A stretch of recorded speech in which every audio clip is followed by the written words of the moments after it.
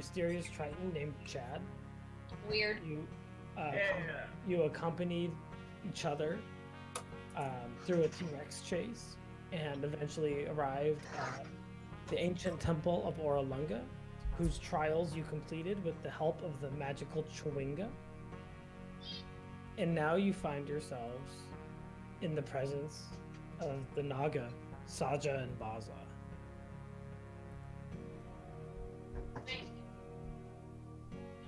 Oh, that's right. And we were supposed to ask, like... She says... Or have stuff to ask. She says, I am Saja and Baza. What do you seek in this ancient place? Speak truly, for I hear your hearts.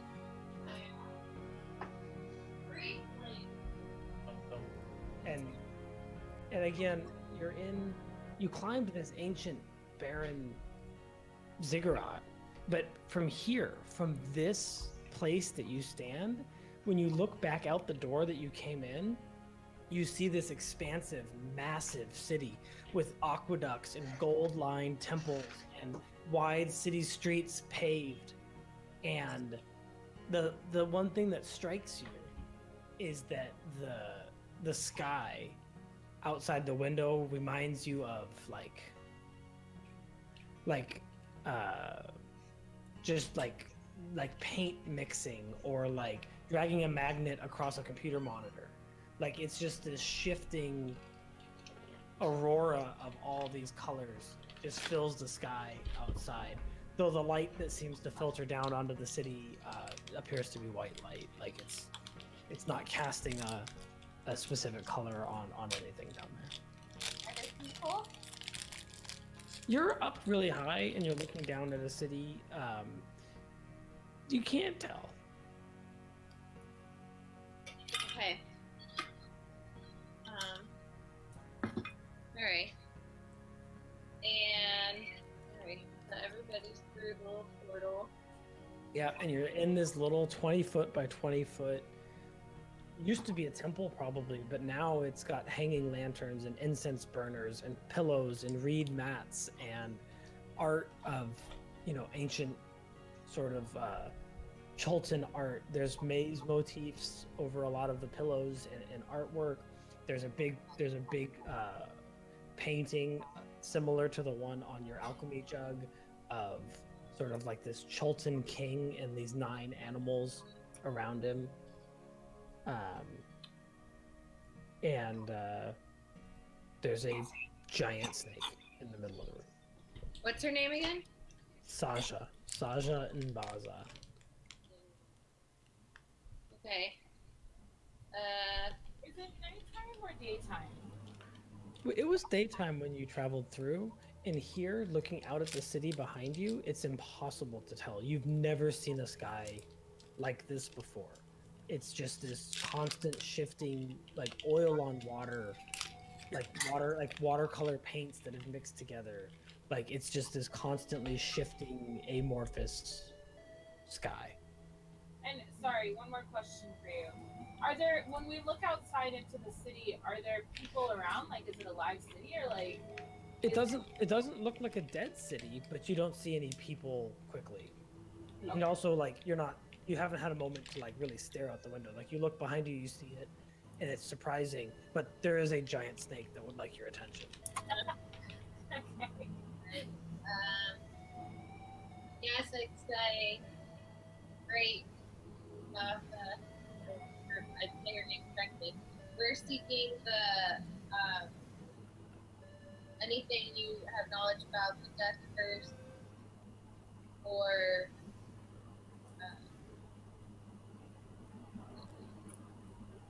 she kind of crinkles her eyes and kind of snakes down to you. Somebody has a mic that's active. It is killing me. I think it's probably Dan. Yeah, that was Dan, Ben. Thank you. That helped a lot.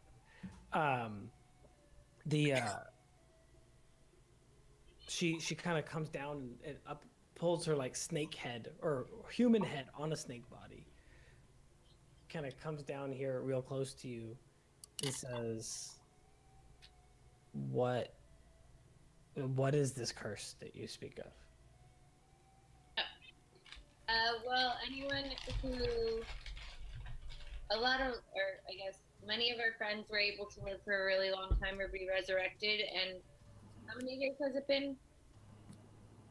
How many? 39 days. Yeah, since 39 days ago. Folly like interrupts and she's like, "Have you been outside? How long has it been for you?" You're gonna kill us all. She says, I have been guarding this place for 240 years. You look great for your age.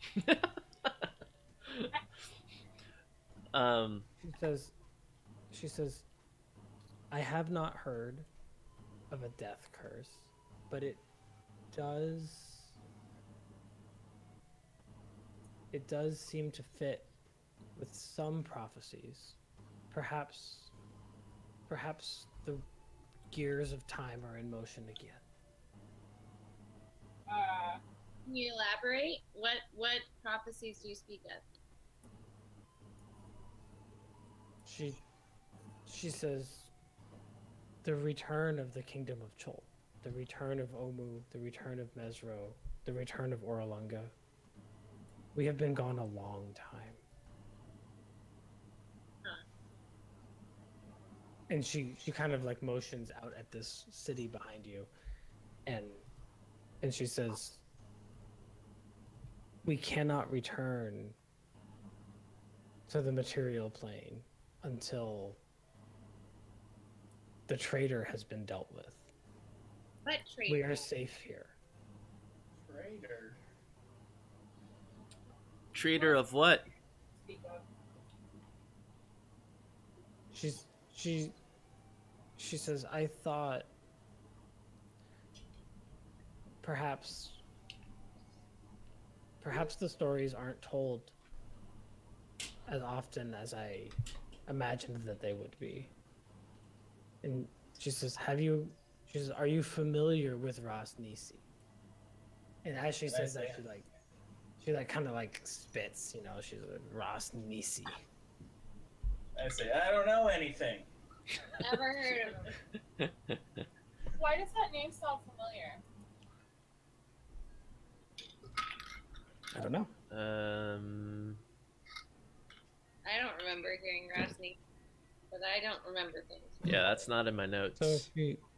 So she says, she like kind of sighs, and she says, long ago, when the kingdom of Chol was prosperous, when the great cities of Oralunga, Mesro, Hisari, Shilku, and Omu had wealth and happiness aplenty, there were 7 guardians, the Rasas. These guardians were among Ubtau's most devoted soldiers. One of them, the most powerful among them, was named Ras Nisi. A brilliant tactician, a strong soldier, and a devoted paladin. Ras Nisi protected Mesro for decades, until one day he turned on us. He betrayed us all. He attacked Mesro with an army of undeads, of vile creatures.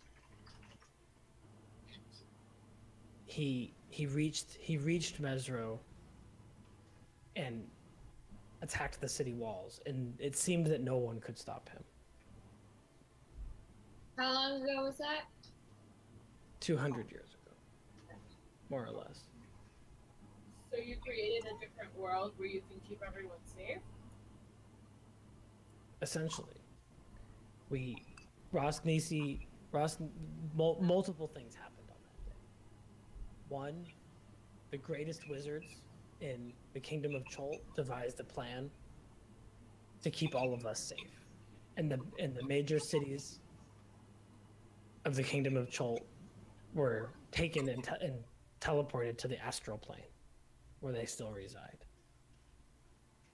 We left We left behind wreckage and ruins, so that people wouldn't ever know that we were gone.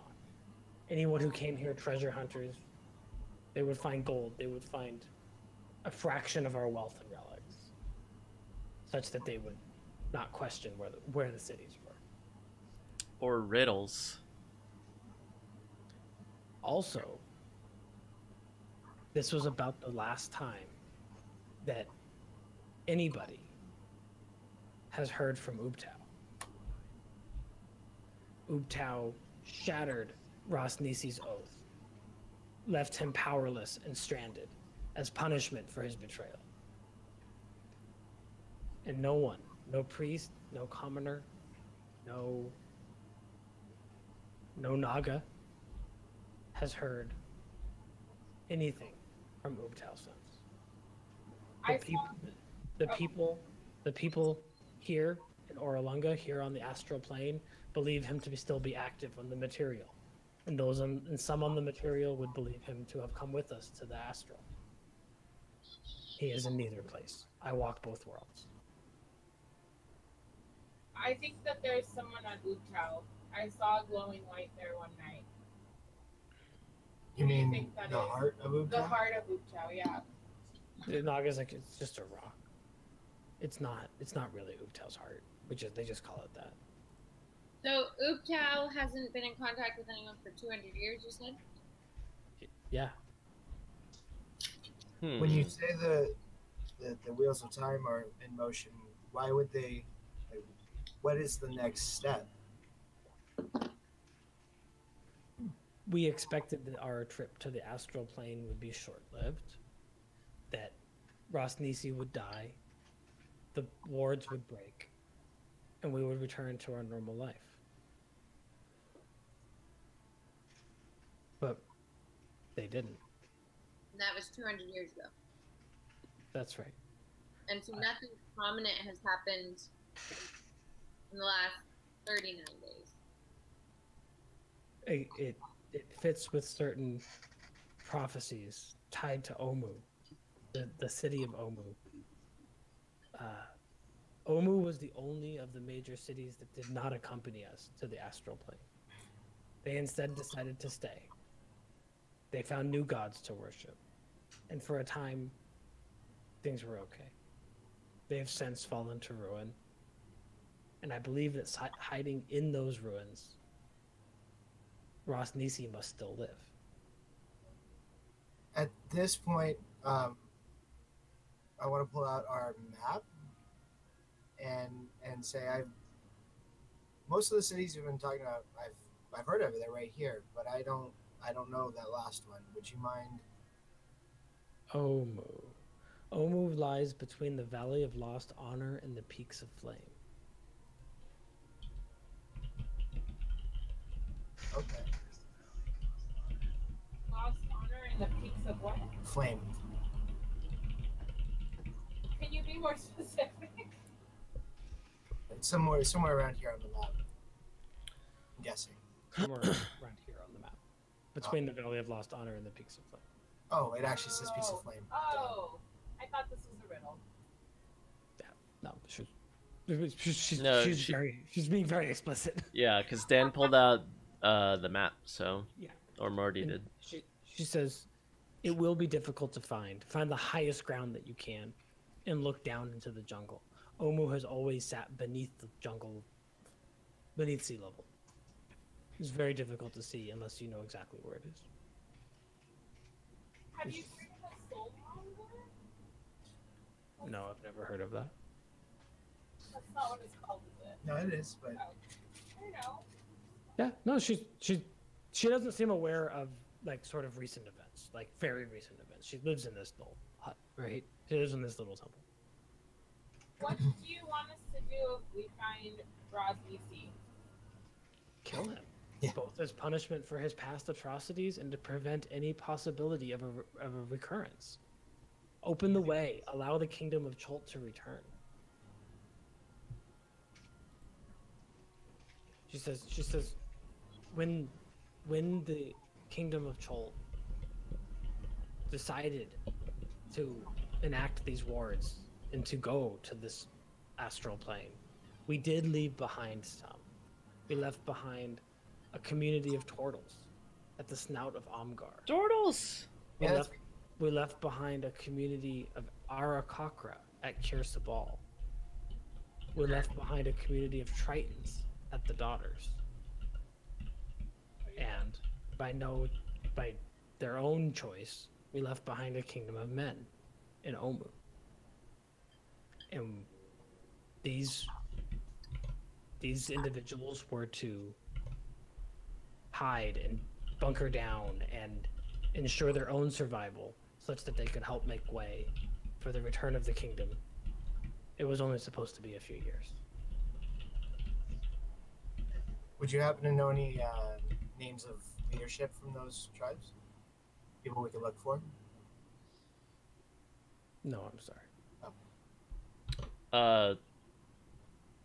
Sorry, there was Tritons. Actually, that might not be true. She says, I did not know any of the turtles or the Tritons, but I did know the matron at Kirsabal. Let me see what I want to say about that.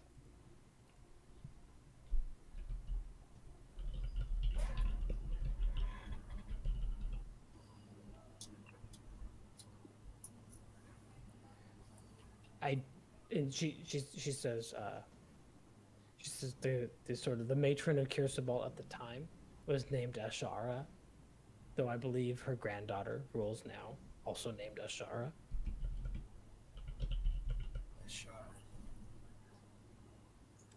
So sorry, there were Tritons in the Daughters, turtles.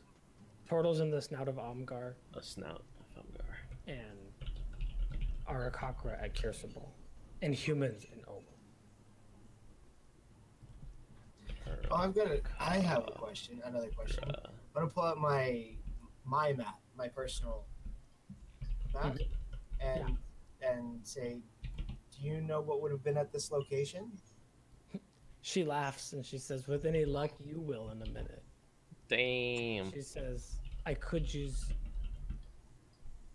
do have one last trial for you that will perhaps help speed your way to Omu. If you truly will accept this quest to end Ross Nisi. Folly mutters to herself, not another trial. God damn it. Don't be a baby. Before we are told the trial, can I ask you what these hags are? Have you met any hags? And what can we do to, like, feed them? She says, many are drawn to, the sort of the blessings of the arcane and magic for sinister reasons. Chult has its fair share of hermits and hags and wandering wizards. I don't know anything in particular about any particular hags that might be bothering you. There was one that knew of you. She says, I'm flattered. Wanted your scale. She gets like a little serious and says, and I suppose she sent you to obtain it. Yeah, but then we figured out she asked for it before we figured out she was a hag, and now we know for sure. She says none who would try to take a scale from Saja and Baza would have survived eating the snake. Oh, that would have been interesting. Well, we almost didn't. Whoa, feedback loop. It's not me. What? It's Chad, I think. Holy Jesus. That was really bad. How does that happen? Doesn't Chad even have headphones? Yeah, what the heck? It's from Kelly in the other room. I'm gonna close the door. Oh. Our friend here, Folly, is cursed, and that was part of why she sent us her scale. Would you, oh great one, be able to help us with that? With honey mustard. But make sure they're not gross. She says cursed. Are you sure? The hag has his hair. Oh, that is serious. Her. Serious? Her hair. Your hair. She says that is serious. I do not sense any curses on this one. It's not a curse. It's And just Folly shrugs her shoulders and she's like, I told you, and I was just bad dreams, you know? Maybe you lost your hair. Yeah, she says it is serious if a hag has your hair, but Oh. there's not currently any spells active on you that I could dispel. Alright. Why is it serious? What is she capable of? I'm not really a scholar of the arcane, but I suspect given a powerful enough hag, basically anything. Is there any Damn. way you can change your hair so that it doesn't matter anymore? No, not really. No, you're well and truly screwed. Sucks. Folly's like, just my luck. She says, but you know, you can kill the hag. She's very powerful. We don't know where she is. That too. It's a great solution. Let's go. Peggy Dead Bells. Peggy Dead Bells. she has one leg. Sorry, I don't know. I mean, she's been here for a couple hundred years, so I'm who sure. knows? It's a big island. I've been in this room for the last couple hundred years. Yeah. But I don't know if the hag's been I'd like around to that be able long. to leave, but I must guard this portal. Have you heard of Annie Cuckoo? No, I don't really No. She's Okay. the follow only the hags. So. How would you be able to leave? Like, we need to. Would be what's his name, and then you'll be able to go because the Dalton will return. All right, repeat that. You're stuck here because you have to guard this portal. But if you were to be, I don't remember the person's name. Yes. If Ross Nisi dies, I suspect the wards will break. He Right. must still live. Right? You know what plane? I believe him to be in Omu in the material plane. And he's the one who attacked with all the dead Yes, people. the undead that still roam this jungle are remnants of that army that he built 200 years ago. And I know somebody already asked this. Where's Omu? Between the Valley of Lost Honor and the Peaks of Flame, but you shouldn't go there just yet. I Why? have one more trial for you. Oh, another one. Yeah, right. Okay. That's so far. I may be able to help you traverse the jungles, but I need you to prove your worth before I have you going to ancient Cholton cities. Okay. You have to understand that this kingdom, and she motions out at this giant city out in the astral plane behind you, is this gateway. This is my responsibility. This is my charge. Okay. And our charge is to figure out the death curse, and so anyone who can control the undead, I believe. Yeah, I suspect these things are related. Okay. I have not heard of the death curse precisely in those terms, but this sort of thing coming from Omu, I suspect Ras Nisi is there. Can you spell his name for me real quick? RASNSI. Did Ross Nisi have any Yes. mark or sigil that would? The blue triangle. Ah. Oh! Ding, ding, ding, ding. Oh, Chad doesn't know anything about blue Yeah, haha, I remember that too, guys. What a weirdo. Have you heard of Art December? Because these people with their Artist Ember is a good friend of mine. What? Oh, what? He visits often. Check you? Does he protect me? I need no protection. He's a friend. He has been a friend of mine since, well, for many years. How do you know Artisember? He's been on many adventures here in Cholt, and adventurers have a way of crossing paths with oracles. And so that Oh, must that's mean right. I forgot he's an adventurer. he is a pure nature because he wouldn't have been able to get into this realm unless she allowed him to. She laughs and she says, "To be honest, I haven't tested him in a little while, but yes, he did." Okay. Art All right. December wears a ring. Do you know anything about that ring? It's the I blue- know. blue triangle. I know that when he visits here, he keeps his gloves on. Mm. Oh, I thought maybe you had given it to him for protection. Art December, we actually bumped into someone who claims she's Art December's daughter. Do you know of him having a child? Or maybe, I know that it was kind of hidden, but you are the great oracle, so I'm wondering if you've heard anything.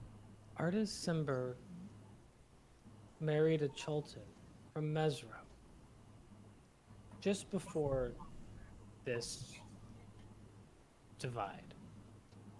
They were together, they were wed maybe just a week before Rosnisi's uprising. Oh. She was taken to the astral plane as all of the Choltons in Mesro were. And Artist Simber has been returning to Cholt every few years to see if there's anything that could be done to bring her back. So does that mean that his daughter's like over 200 years old? Oh, his daughter. He doesn't have it.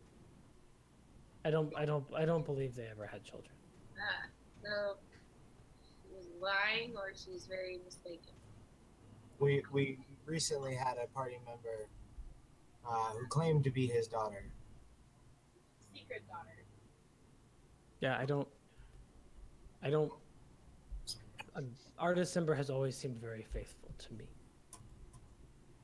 Wow. Interesting. I only see him every once in a while. He's an adventurer. I don't know. I have a question. If he could come here and see you, why couldn't he see you through her, or see her through you? Sorry. I guard Oralunga. Is there a portal? He's from Mesro. Sorry. Mesro was sort of ground zero for this attack. I don't know that their guardian Naga survived. If so, I haven't heard from her. Did every major city of Cholt have a guardian Naga? You said there were 7 of you, and then Ross was one of them? Not exactly. Rosnisi was a mortal, one of 7 sort of like generals or guard captains, almost like they were like he was more on the mortal side. Several of the Cholton cities had oracles. I was here with in Oralunga. There was one in Hisari. Shilku might have had one. We didn't talk that often. Do you guys remember the guy who had the cross staff that was looking for? Yeah. Yarno. Yeah, these guys remember Yarno, I'm sure. Yeah. Do you know anything about Yarno? I've never heard that name. I think Yarno's not old enough. When was the last time you saw artists? A couple weeks ago. Maybe less. 10 days? Did he say what he was up to?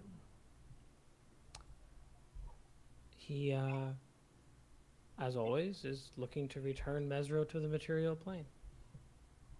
I told him what I'm telling you, that Ross Nisi still lives. It has only come to my attention that this might be the reason for the wards not being broken very recently. Your confirmation of the death curse and the prophecies all seem aligned. Ross Nisi is active.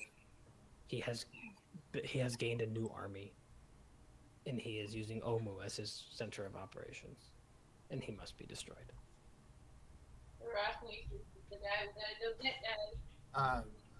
Prior to recent events and our confirmation, what did you think was keeping you here? I didn't cast the warding spells, but they were always described as keeping the people of Cholt safe, and that when the danger was gone, that we would be able to return. And the danger that triggered the spells to activate in the first place was the attack of Ross Nisi. At first we just thought that perhaps it would be some years before the wards fell off, and then some decades. But now I believe that, despite all evidence to the contrary, Ross Nisi must still live. We had assumed him dead.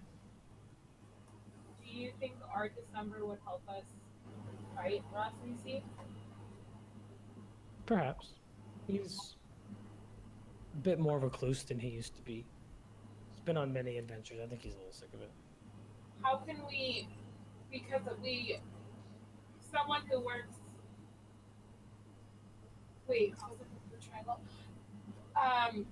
So we've heard that he's very dangerous. Aren't you? Yeah. We can be. I'd say, But No. we want to know how we can basically tell him that we're on your side. Like, is there maybe like a code word that we can use to him to know that that we don't? We want him to not think that we pose any threat. So If you tell him that you know of this secret of where the Kingdom of Jolt is, very few people know this. okay. I'm ready for the test. Really quick, how can we? Do you have anything that can help us defeat this guy, Ron DC? Is there anything you can give us? You are my thing that helps me defeat him. Okay. I will, if you agree and if you complete my trial, I will give you all the blessings that I know. But I am destined to watch this location. I cannot accompany you, if that's what you mean. No, I was thinking more along the lines of like maybe a spell or like a secret ring or something that could help us. A branch, I don't know, something. Let's see if you complete the trial before I tap into my armory. Fair enough. Okay, but not all of us have to pass the trial, right? It's kind of a pass or It's fail. like a 50% thing. Yeah. It's a pass or fail kind of deal. Okay. All right. What is this trial? Where are we going? She says, there is an ancient garden. Originally, long ago. Do you remember what it was called, Dan? I have it. Right here. No, I don't remember. She says there was an ancient garden called Ka Nanji at the tip of the river Orlung. The river Olung. Today, it's called Nangalore. What was it? Today, it's called Nangalore. I'll add its thing on your map. I have it. Oh, that's not what I wanted to do at all.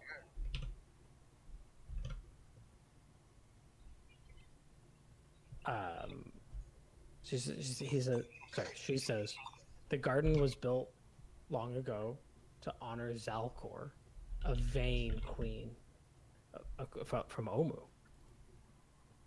This beautiful tiered garden was constructed deep in the jungle.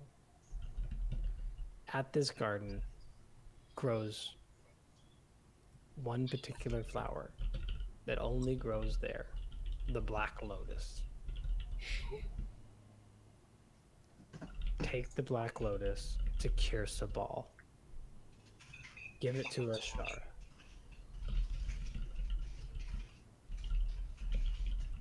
Do this. Tell her I sent you. And you may find your trip to Omu more agreeable. Okay. I have to go to Nangalore, get a black lotus, and take it to Kursabal and give it to Ashara. Shara. Sorry. Okay. You don't need to do this. You can go straight to Omu if you wish, but if you prove yourself to me and to Ashara, you may find the blessings worth it. Nice. Okay. Can you warn us of anything that we might come across that can kill one of us? Anything in this jungle can kill you. Awesome. I wouldn't say anything. Anything except for this guy.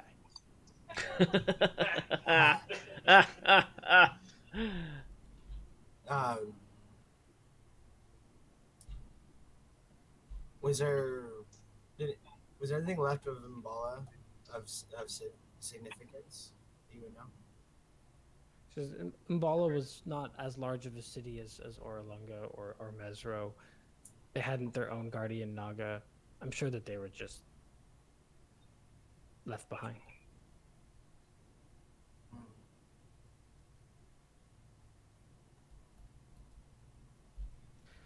Okay. These individual cities are not.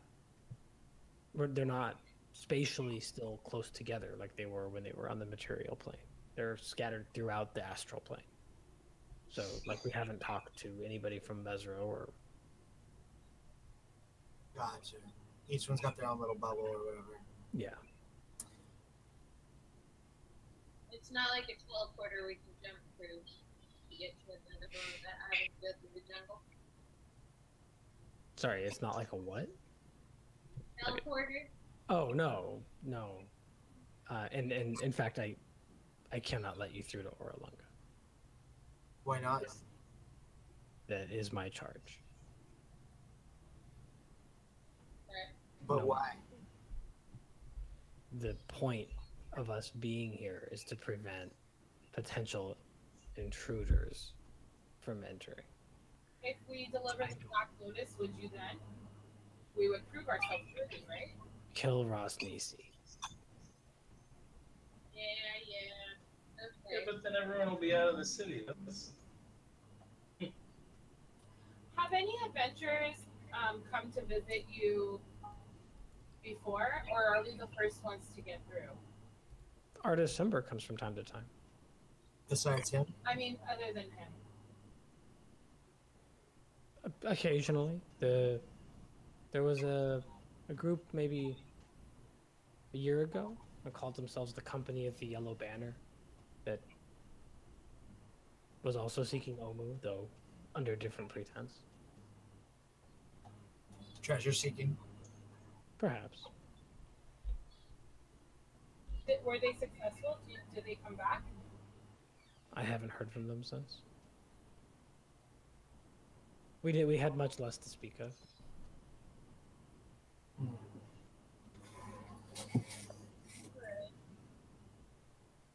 Do you can you suggest a path through on our map to head to Nangalore?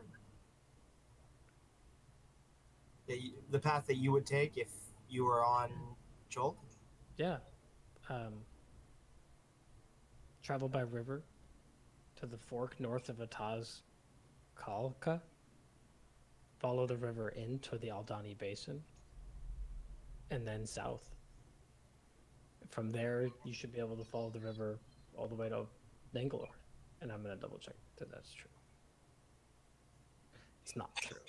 You'll be able to follow the river until it ends, and then a short hike across the jungle to catch the river Ola near Nangalore. Okay. How will you know that Ashari has received the Black Lotus? We talk frequently. Okay.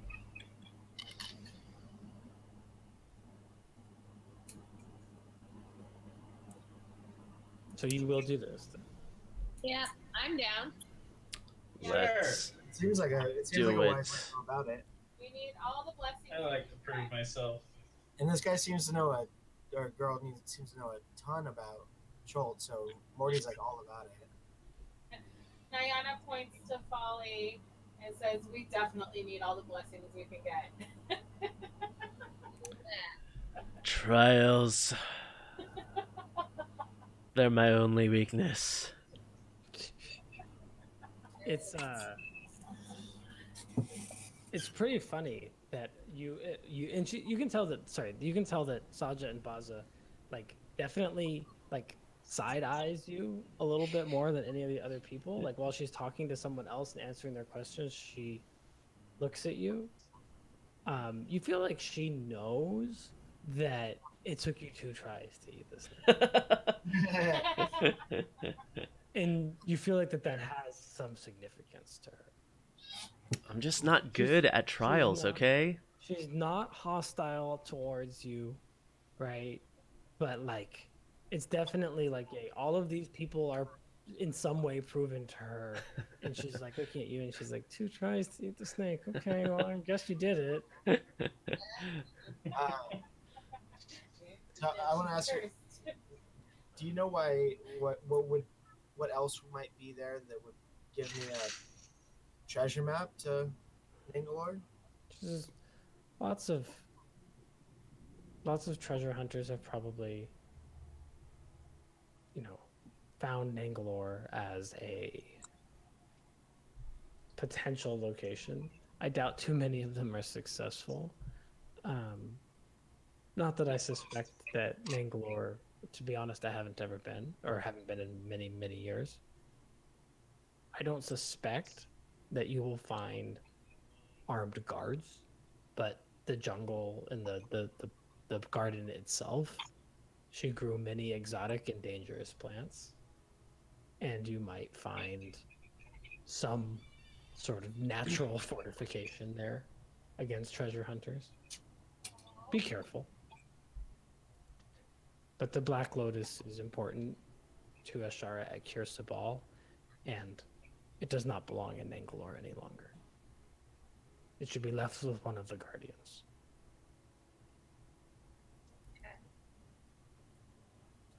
Okay.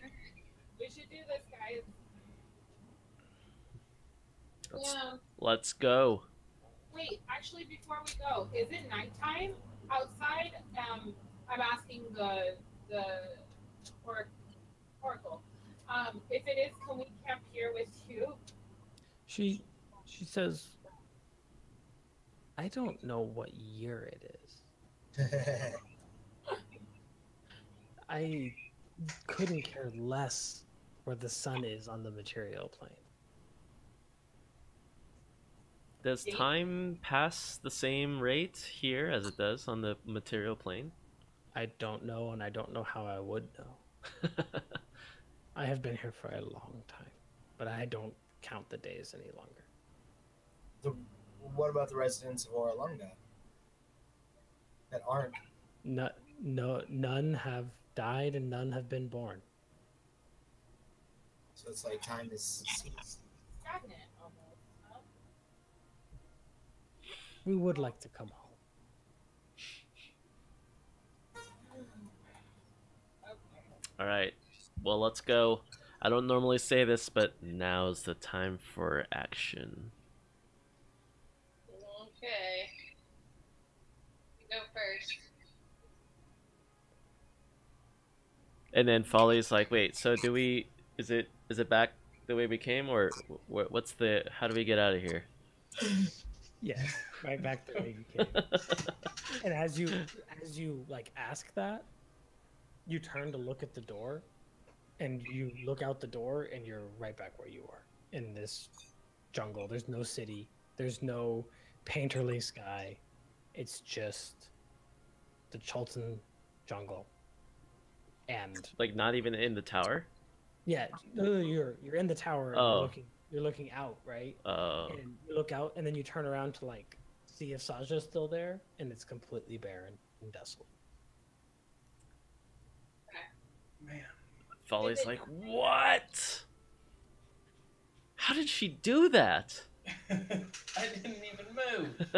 And as you're looking around, first of all, you all gain the benefits of a long rest Wait. if you hadn't already. And it is dawn of the next day. Oh, great. We don't need to go on launch. We can start the day, guys. Yay. And you look down at the ziggurat, and there's no vines sort of choking the stairs. The second level stairs seem perfectly repaired. There's no snakes on the third level stairs. It looks old and ruined, but none of the trials are present. Alright, I guess we make our way to Nongalore. That's a long walk. But I think that we should instead take some boats, and that way we can stop at the heart of Ubtao because somebody wanted to go there. And then make our way down to Ningalore. Or I don't know if we should stop at Heart of Ubtao though. I guess let's float there and then decide when we get there. Yeah, Are we gonna be passing by it? yeah, Okay. Yeah, almost like pretty closely, right? yeah, pretty close. Looks like on the map.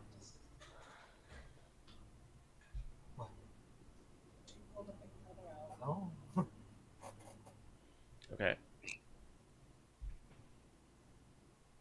So, how far are we away from the river? You're like on the river. Like the river's like maybe half a mile away. It's not a problem. What is that river called? That is the River Tath. Path, and then that goes all the way down to Ubtao and then turns into, oh, there's the basin. Yep, but if you follow on that river part of the basin, you can continue to use your boat. Okay. Alright, Okay. let's go, Pete. Let's get in a boat. Yeah. Okay. So wait, are we going to Ningalore? Yeah. but with a stop at the heart of Ubtao. What? Okay. We have to be wise about. Wait, what are we doing at the heart of Ubtao? People were very interested about going to see it Okay. before. I mean, I know we were just told it's just a rock, but it's a floating rock with people on Yeah. it. It's a sweet rock. I mean, crap. Who was the one that told us like not to go up there, or like should we like warned us? Nobody. Musharib said that sometimes like Cholta, like priests of Ubtao in old ancient days would tame pterodons and fly up there, and that it's like a holy place to sort of worship Tao. But otherwise, Shit, I could have sworn I thought we ran into someone who was like, we shouldn't go there. But okay, whatever, that's fine. No, I remember someone saying don't go to the Heart of Ubtao because, and then we were like, oh, good, we're glad we avoided it. Yeah, that's okay. Yes, see, I thought I remembered something. I don't remember that. I thought that the group, like some people in the group were totally against it, and that was it. No. I know Nayana was No, I remember we came to a conclusion like, oh, thank God we didn't go there because Yeah, someone told we us something. Yeah. Because you were gonna fly up there and you were gonna check it out, and we are like, I don't know if we should, and you shouldn't go by yourself. So we decided not to. And then we kind of came across someone that we spoke to, and they're like, yeah. Yeah. Really Oh, that's right. It was people we passed by. they were like walking in the opposite direction or something. It was. I don't feel like it was before Nanny Poo Poo. I don't know if I remember this, guys. Yeah, I don't remember this I think you guys just argued amongst yourselves and decided to go to one. No. Talked to somebody and I was like, wow, Yeah. we dodged the It's a bullet. good thing we stream our session. Someone go find that for me. Yeah, I feel like it was on the way from Umbala to Orlunga that we Yeah. ran into like adventures going the opposite direction or something. We did run into adventures, and they were coming from Going to Orlando. Haka Bay. And they said don't go to Orlunga because it's dangerous. But not. I don't know if it was those adventures. It might have been. Yeah, it was someone. I don't remember We who. didn't run into anybody else. It might have been Banana. It might have been. I don't think it was Banana. I think it was like It could have been Nanny Poo Poo. it could have been Nanny Poo Poo though, actually. But it was someone who was like, "You don't want to go there." And Yeah. I want to look at the past sessions. Now I'm Yeah, curious, but figure I'm it out, streaming, because so Yeah, don't I do can't it. look at it right now, but Austin wants us to go there because he wants us all to die. That's 100% true. Yeah, But that's I fair. remember. I promise. Yeah, well anyways, whatever. I'm okay with it because I'm curious what's in there as well as especially as a bard, but I just want to remind everyone that we had concluded to not go there at one point.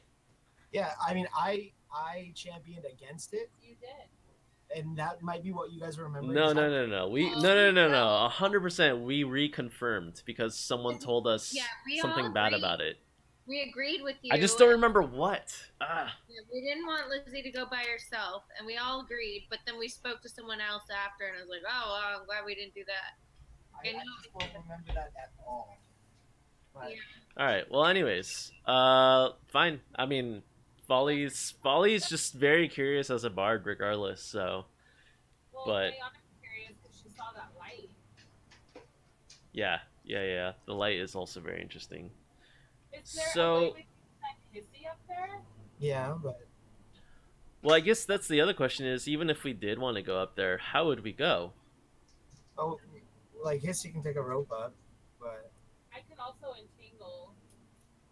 I feel like Hissy should go up. Because before we weren't even that close. It was like 30 miles away. So now that we're gonna be there closer, we can kind of observe from afar before we make any decisions about going up. and Maybe Hissy could go up first. we can also make decisions when we get there because we're like 60 miles away right now. True. If That's we what I'm do saying. find Steggy along the way, I wonder if we can get Oh, Steggy to go there. he might have helped a lot. Yeah, Yeah. that's true. Well, if we see Steggy, we can totally take advantage if I roll some high stuff this time. Yeah, that'll happen. Alright, Alright. let's go, guys. Let's go. We gotta head that way in general, anyways. So let's go. If you want to go to Ningalore. Yeah, exactly.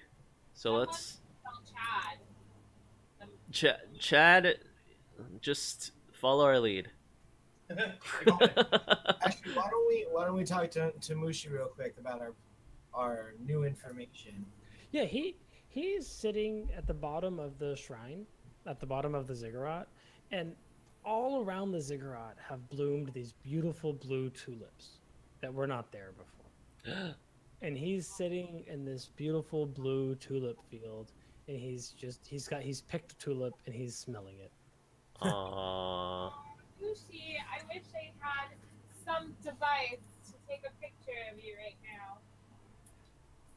Yeah, it's theater of the mind. You just have to remember it forever.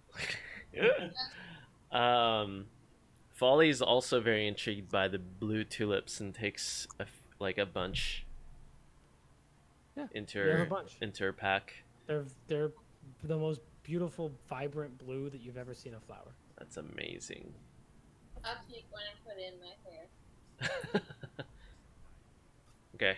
Well, Yeah, Musharib's around if you want to talk to him. oh yeah, what did you want to tell him? What do we need to tell our guide? We're going to Nangalore. And he kind of like makes a face a little bit, and he says, "That takes us far from the forges of Rakamar. What business do we have in Nangalore? We gotta take the black flower to Pierce To cure Sabal. the bomb. That's quite a journey. My rate is 5 gold pieces per day.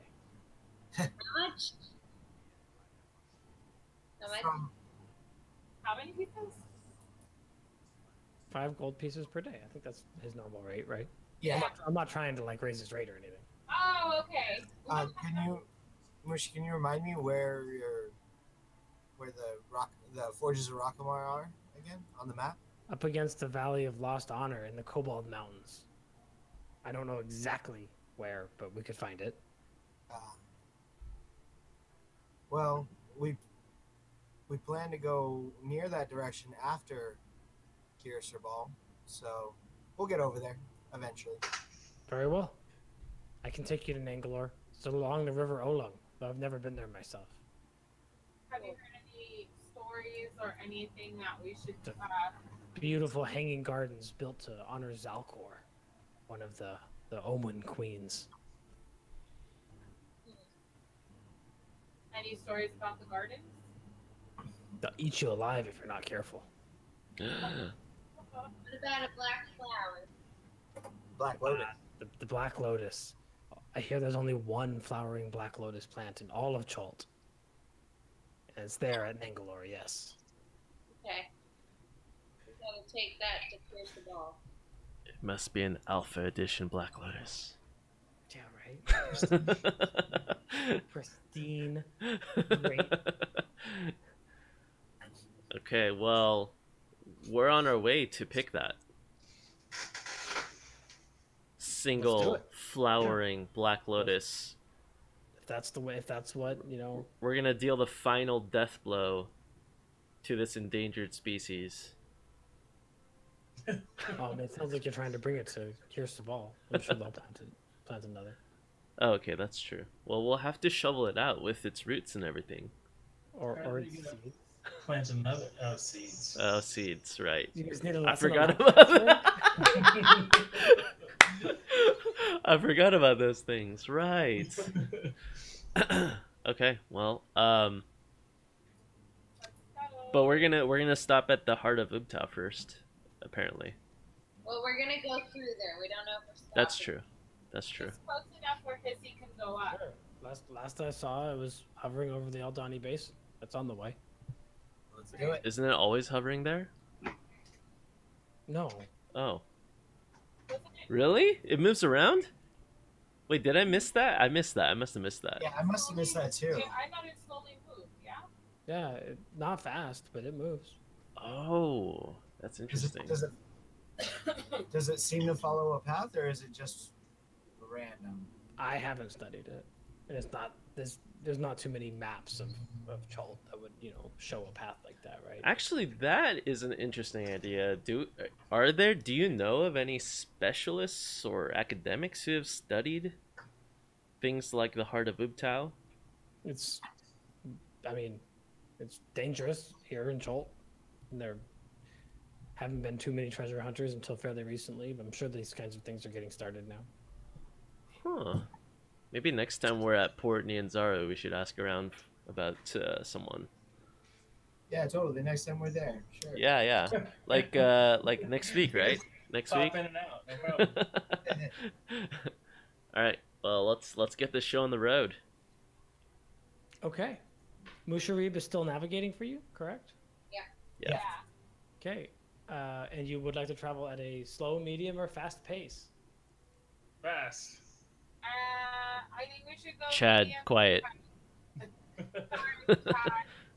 I think we should go medium because I think that in case there's we need to slow down to get close enough where Hissy can go up, but we also need to be careful about the. You're several days away. Yeah, we're days and days away.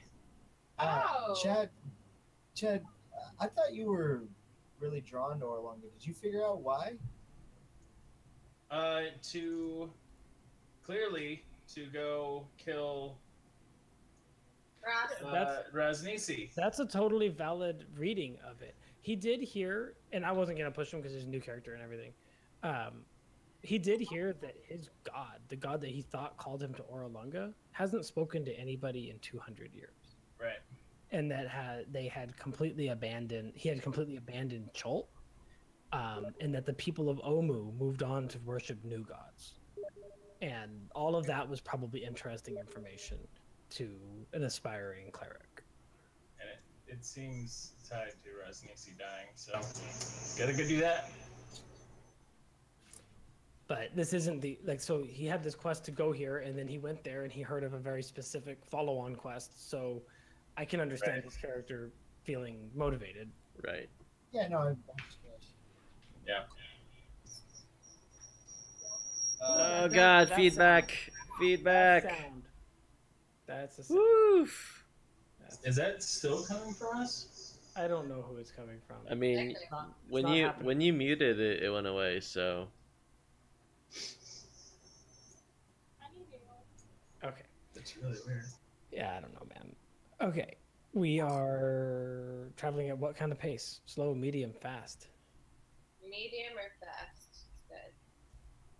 I think. You guys want to go medium or fast? I'm- If it's 4 days away, we should go fast. it depends. What are you gonna roll? So just looking down this river, like, is it the same as the other one? It's like a mile wide. And... Yeah, it's maybe not quite a mile wide, but it's wide, it's slow, it's just like a bubbling, meandering river. It's like there's no force to the water. Like upriver and downriver, there is an upriver and there is a downriver. It flows from the mountains into the ocean, but like it's taking its sweet time, and there's like not really any current to speak of. Let's go fast.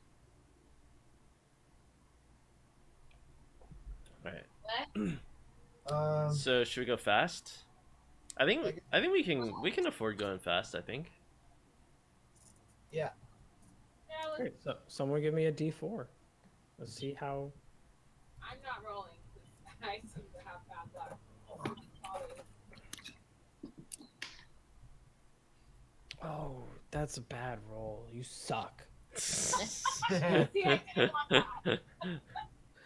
Okay, you move 2 hexes today, and you start off along the river. And as you're on the river for a while, and eventually, like the river, like I said, it's a slow, meandering, wide river, and there's some places where like it looks like it's shifted recently, and it's like the river goes through trees, and like trees come up like out of the water, right? And you like navigate your boat around it. And at one point you're doing that, and then you do that like another couple times, and then another couple times, and you swear that you've passed the same No. trees, and the same bends, and the same turns. At 4, 5, 6, 10 times now, No way. and you don't feel like you're really getting anywhere. And there's this fog that's sort of resting on the surface of the water that makes it a little hard to see until you get up close to things, and then you look at them and you swear that this object coming out of the fog just happened. I haven't pulled it out before, but I'll pull out that compass out of my archaeology kit. It's a mundane compass, right? No, I have that's on top of my staff. I have actually a real compass too from the But archaeology. it's still like, it's not a magical compass, right? No, it's not magical. No. Okay. You pull out the compass, and it has you going just a couple degrees. Like you're trying to go at this exact moment, you're trying to go straight south, and it has you going just a couple degrees southwest. And you adjust, right? And you start moving, and within a couple seconds, the needle shifts again. And then the needle shifts again. And then the needle shifts again. Instant cast attack magic. You are this fog that's resting on the water appears to be woven with illusion magic. Mm, What? who's doing this? Peggy Dead Bells. Is there something? I can blow it away. Do it. Well, it's an illusion, though. I don't know if you can blow it away. The fog. The fog is. Do you think the fog itself is an illusion? Well, it said it. He said it's basically. It's woven with illusion magic. I think Yeah, it might be it's causing us to. Also, like the fog for sure, and maybe the trees, and the whole thing is it's an illusion magic. It's even through detect magic. It's not like you can see straight through an illusion, right? You can just tell that that's what's going on, and so it's not exactly clear Which one it is. Yeah, what is producing this illusion? But yeah, I mean the fog makes it hard to see in general. I mean, you could certainly try to blow it away. I'm just saying, if it is an illusion, it wouldn't blow away. Alright, well, I can do it once a day, so here we go. Here we go. I'm just gonna gust of wind all around us. Okay, yeah, and you do, and you start to blow the fog away, and as you blow it away, you can see further, and you can see now this sort of copy-paste forest, right? Like without the fog sort of blocking your field of view, like you can see out further, and you see the same maybe dozen trees, like clone stamped out forever. Weird. Does it look clip arty? Like forever. And as you're like taking that in, right? That situation's not a happy situation to see. And as you're taking that in, this creature that I'm going to show you kind of flies down from up in a tree and lands on the water. And it looks at you, and it tilts its head, and then it tilts its head back the other way, and then it says, "Are you lost?" In perfect comment. Just like the crazy chicken. I know. And then I turn to Banana and I go, Can you speak to this guy for us? I don't understand him. The Eblis looks at Banana and then looks back at you and says, "I speak common." Have I ever seen one of these before? Or heard of something like this? Yeah, that's interesting. That would be like a nature family. An 11. You've maybe not heard of it so much, but you understand that you're speaking to an intelligent creature. Like this is, this has an int score. Can I also roll nature since like, oh shoot, I didn't pull it. Never mind. I wouldn't say we're lost, but this force looks pretty repetitive. Oh no, it's easy. I can show you. 300 gold. You can pay in gems. Folly's like, wait. I'm lost as to how you're speaking common. And he pops up and he says, "I am an Eblis. I was gifted my mighty intelligence by the god Papa Zodal." Papa Zodal? Papa Zodal, the Eblis god. Second. No. Back to If I stick my head in the water, does it look similar underwater? Oh, that's interesting. When you look underwater, you see that there are. It looks a little different underwater. Like maybe these illusions aren't cast down there, right? And you see, in addition to this Eblis that's floating in the water, you see that there are 3 more that are kind of further away. And again, like this fog and these like fake trees and stuff are not sort of cast underwater, and so you're able to sort of see their feet under the water. Interesting. Oh, Wow. I see their feet underwater. Yeah, Gotcha. because they're like waterfowl, right? Like they're like floating on the water like a duck. Gotcha. So they probably just want our gold, even though we're probably still moving. The Eblis are very good guides. We will get you out for 300 gold pieces or gems. What's your name? So, What do you need money for? I'll, What do you need money for? I'll just pull my head up and say, why can't we see your buddies up here? As he kind of shimmies over to you, flaps his wings, makes himself really big, and says, "Oh, you're very clever, aren't you?" and then Folly's like, "What? Are you sure you're talking to the right person?" I like puff up my chest and I'm like, I am. And the other the other Eblis kind of come out of the fog, right? And you see now coming down from the trees and everything, you see maybe a dozen of them. And Wow. they're all looking at you and they're all squawking, and they're speaking like a mix of like squawking and common. And they're like you seem lost.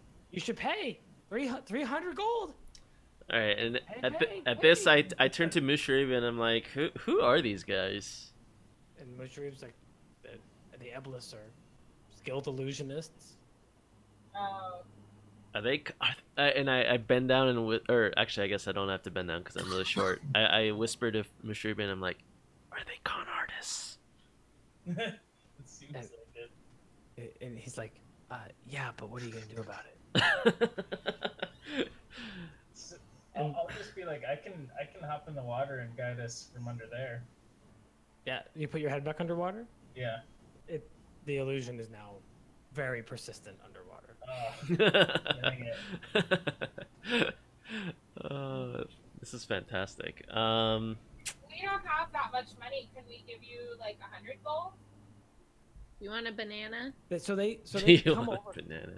The four of them. There's like a dozen of them all around, but the four that you saw earlier kind of come over and they start pecking like at your bags, like at each of your bags. They're like pecking at it, and, like trying to undo the And latch. Folly's like shooing. She's like shoo with her rapier. We'll help you find the gold. We can find the gold. We're very good. Thank you. Anything. Uh, The god Papa Zodal has blessed us with Get outta exceeding here. intelligence. back it up, bird. So Banana Clark. so one of them casts that. Did I see that with detect magic or not? Did I see- Cast what? The illusions down below. yeah, another illusion Yeah, spell. there's basically every time one of these creatures opens its mouth, an illusion spell is being cast. What? It is just like it's layers on layers on layers. You don't know what is real until it literally like you feel a beak against your arm trying to get into your pouch. Do you want a blue flower? Will you take that as payment? He looks at it and a beak comes and just bites the head of that tulip right off, and he No. leans back and swallows it, and then he looks back at you and he says, "No, gold." I poisoned that flower. You say that, Um, and it like looks scared and like looking at itself, and then it says, "Ha! You think you're so clever?" Well, I am. So So, oh god. There you go. Well, Folly's just gonna be like, you know what? I don't like you guys. I don't like you guys trying to take my gold. You need to leave us alone and get out of here. We'll give you bananas. Not the dog.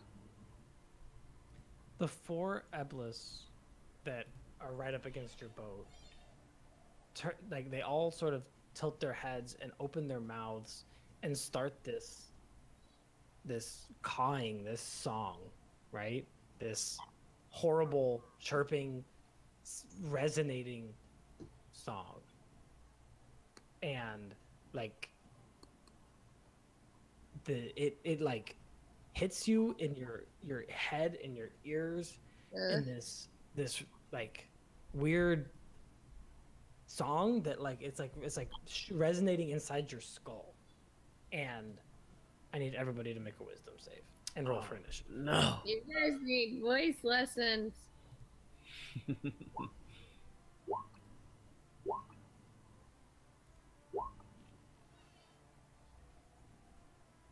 What are we rolling? Wisdom Wisdom save. saves and initiative.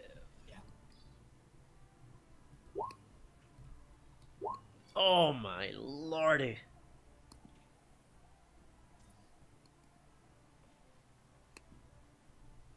Did it roll? But you didn't select your character before initiative. I always struggle with that. Oh yeah, I got initiative then. Where am I? I selected her now, right? No. Oh my god. Your token. Yeah, click on My it's move the turn. oh, sorry, I'm using a different laptop. And, Oh. oh, okay. Now roll initiative. Okay. I'll get this eventually.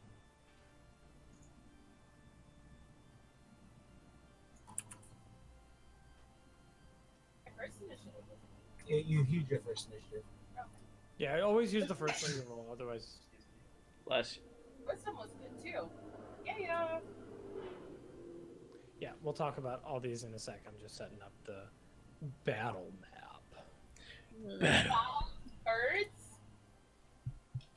The battle map. How else are you gonna How else are you gonna eat them? battle the battle bird? Oh. Well, I These are mean. big birds. You didn't quite describe how big these birds were.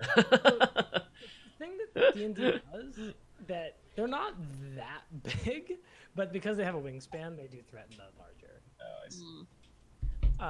They're not that big. They're big old birds. Big Yeah. birds.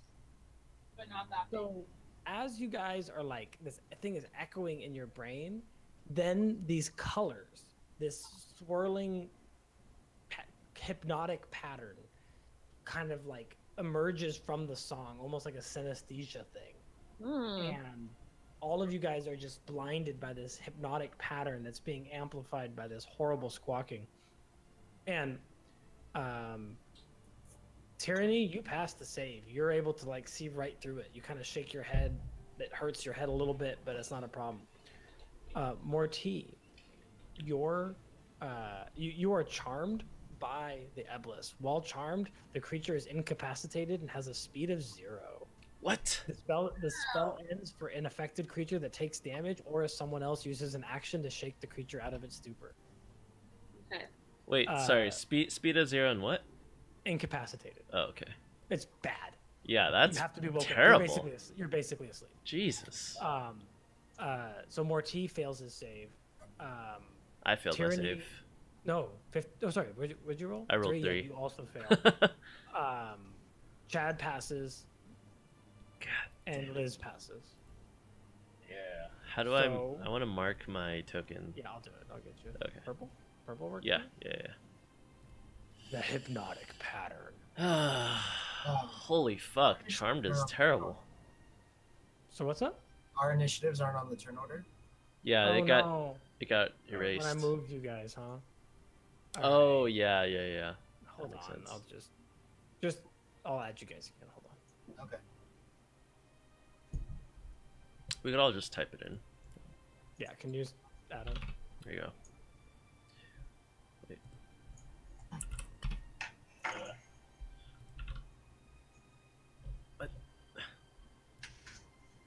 I can start grabbing you guys too. What Dan had a 13. There you go. Nayana had For wisdom? a 20, No, No, she had 16. and Tyranny had 5. 5. Does the charm affect his too? No, charm does not affect Hissy. Hissy can make his own save if you want. I was just gonna say he's not affected by it. They kind of don't see him, and they're kind of not targeting him. Okay. Basically, each one of these is kind of casting out a hypnotic pattern. Got it. And then they start. So they come in, and as this hypnotic pattern kind of catches all of you, and some of you are like sort of stunned by it, they waddle right up to the boat, and they kind of like see who they've got in their spell, and this one waddles right up to Nayana, and just goes in with the beak, just straight, like it goes all the pretense of like hey, give us gold and we'll help you through, is gone. And this thing is pecking at you to hurt you. Like, these are not annoying pecks, like trying to like get your bag. Like, it is going for your neck or your eye. Jesus. And it's just coming at you. A 16 to hit against Nayana, and an 18 to hit against Nayana. Oh my god! Wow. So that's going to be 4 damage from the first one and 7 damage from the second one. Jeez. And now you're up, Nayana. And there's this bird in your face. Ugh. Punch it in the throat. It has a long throat, so it's hard to miss that one. I gotta go. Remember that everything outside the boat is all water, too. He's right next to Nayana, right? Yeah, he's right next to you. Okay, Nayana grabs her thorn whip and uses it. Yeah, and casts it. Yeah, perfect. There's your thorn whip. The thorn whip. The thorn whip. Shit, where are the statuses in the player's handbook? God damn it. I just click on it, right? Mm-hmm. Yep. A thorn whip, a 15 will hit this Eblis that's been pecking at you. So let me see that damage. Just Okay. click on the word thrown away in the chat. In the chat, yeah. Yep, so you grab it, you hit it with a thorn whip, you kind of tangle it around its neck and pull it down towards you. Did you want to move it towards you? Yeah, I do. Okay, so it's like right up in the boat with you. And it's like flapping and squawking and trying to get away from you as you kind of get really up close to it. Can I put my foot on its neck? Yeah, you're engaged in combat with it. Like, it's very dynamic. The next one comes up and sees that it can get a good juicy peck at Chad. Wow. Juicy. It's gonna peck the hell out of Chad. It rolls a 7 to hit Chad, and then it rolls a 6 to hit Chad. God damn it! But it's pecking at Chad. It's going for him. And now it is Folly Emberlocke's turn. I'm charmed. Right. Do you get to repeat the save? Probably, right? Looking. Wall Or do I have to No, wait for a spell teammate? Yeah, a teammate has to wake you up. Oh! So you are held in a hypnotic pattern. I mean, it's a 3rd level spell. It's fucking serious. That's fair. Yeah, you're held in a hypnotic pattern. So what does that look like? Folly's just like, what is hypnotic? Yeah, I kind of wanted to look up statuses and just kind of see, but Yeah. would it be like something that's like just like takes over the brain right away, or is there like a? It's almost like it's almost like your hypnotic pattern is like visual and audio, and like you're just so entranced with Something. with that thing that you Yeah. like can't even see past to your own allies, you know. And you then know in Jungle Book where Mowgli's eyes are like has the yeah. So Folly's probably like visualizing and kind of like auditorily hallucinating Rainbow, like her first kind of like experience with Rainbow, and like So it's this like is like that, but it's like twisted and weird. yeah. And it's So like you're trying to figure out what's weird about it. yeah, so you see Folly like kind of like reaching out at some kind of horse equine shaped thing in front of her. So is it pleasant or is it fun? Is it like an acid trip? Yeah, it's completely and entirely mesmerizing to your brain. Like, it's not pleasant or unpleasant. You have almost no cognitive function besides you must look at this pattern. Huh. And Folly, and you hear Folly muttering like something like Like, what, Rainbow, what's wrong? no, that's good. But so Mortee, you're also stuck in a hypnotic pattern. You guys need to get your buddies out of this. I feel like, well, I don't know. You give me a ruling on this, but I feel like if Hissy loses a mental connection to Mortee, he's gonna try and get his attention. Is that? Yeah, okay. He's small. He's doing his best. Why don't we see? Well, I'm gonna say that'll give Mortee an extra save against this thing. Okay. Otherwise, you're immune to charms, which is too much. Okay, yeah, you're still locked into this thing, and Hissy will have advantage on trying to break you out next turn. Okay. He's really starting to get through. Okay, Chad. What does Chad do here?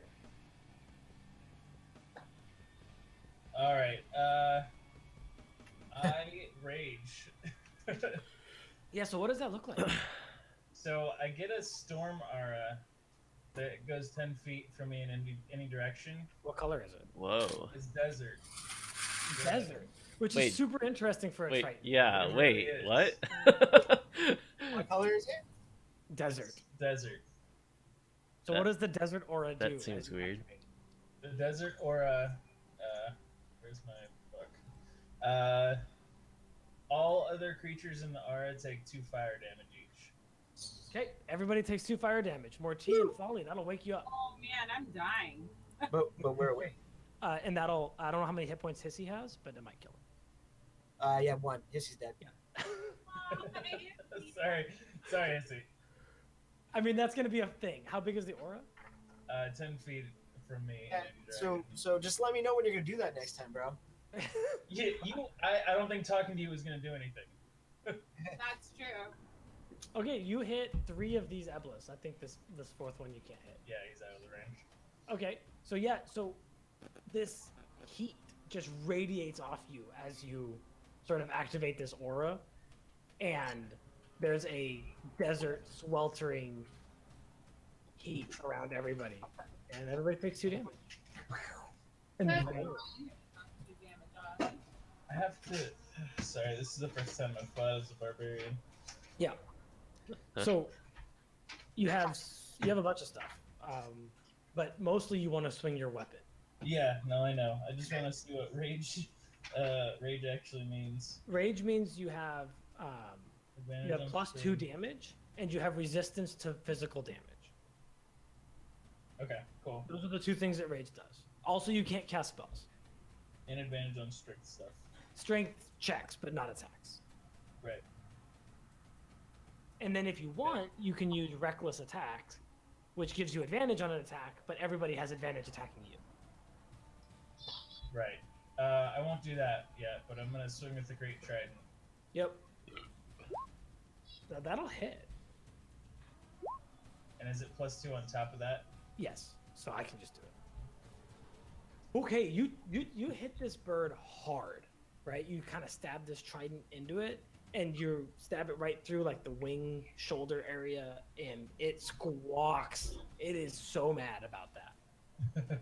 It's still not dead though. You got anything else? I don't think I move.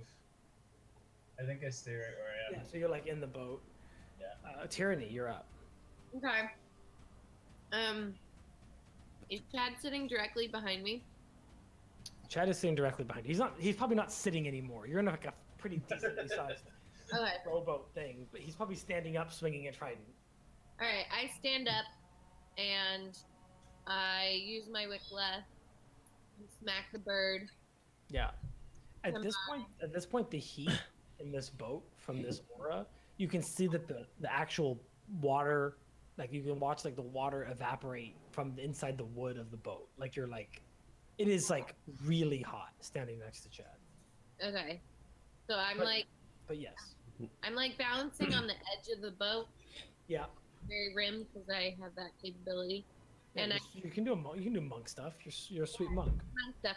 So I smack the bird next to me with one end of the Wickla, and then I smack the bird right there, and then I also tap Chad on the thigh because I'm annoyed with him. That he Okay, so burned. those are your 3 attacks. That's flurry of blows. That's going to cost you a key point. Okay. That's First, the fine. Wickla Tap attack. me? No, I don't attack him. I just tap him Oh. like annoyed. Sure. Okay. But So I then you're smack. not spending a key. That's not a. But yeah, you see the Wickla attack. Okay.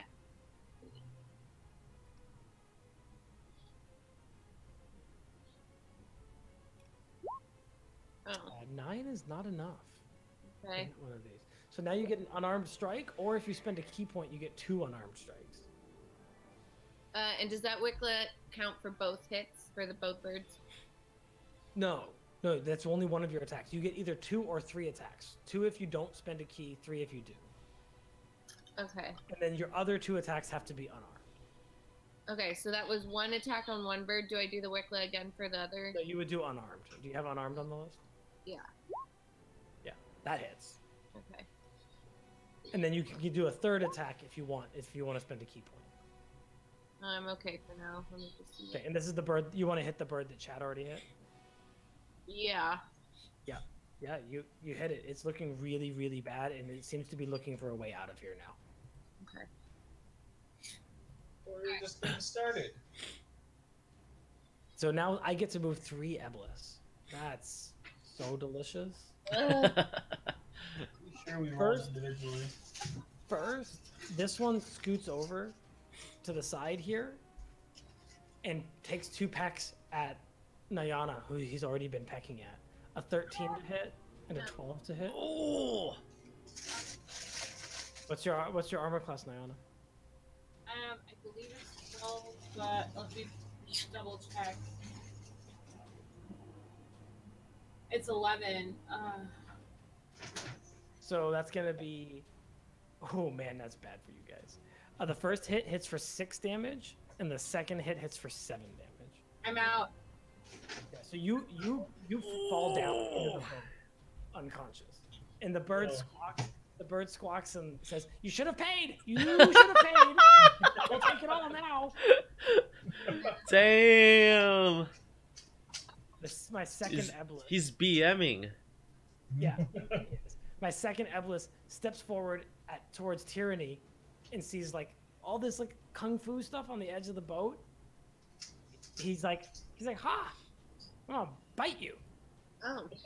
8 to hit, Miss. and then a 10 to hit. Misses. Nice. I dodged, you dumb bird. And my third Eblis steps up and starts pecking at Mortee. Mortee. 16 to hit Mortee. 7 to hit Mortee. He has 17 with the Yeah, he's Yeah. he's a very tough boy. Nayana, you are on the ground. I need a death saving throw from you. Oh, crap. Where do I don't even know. You roll a d20 and you're looking for a 15 or higher. Okay. Come on.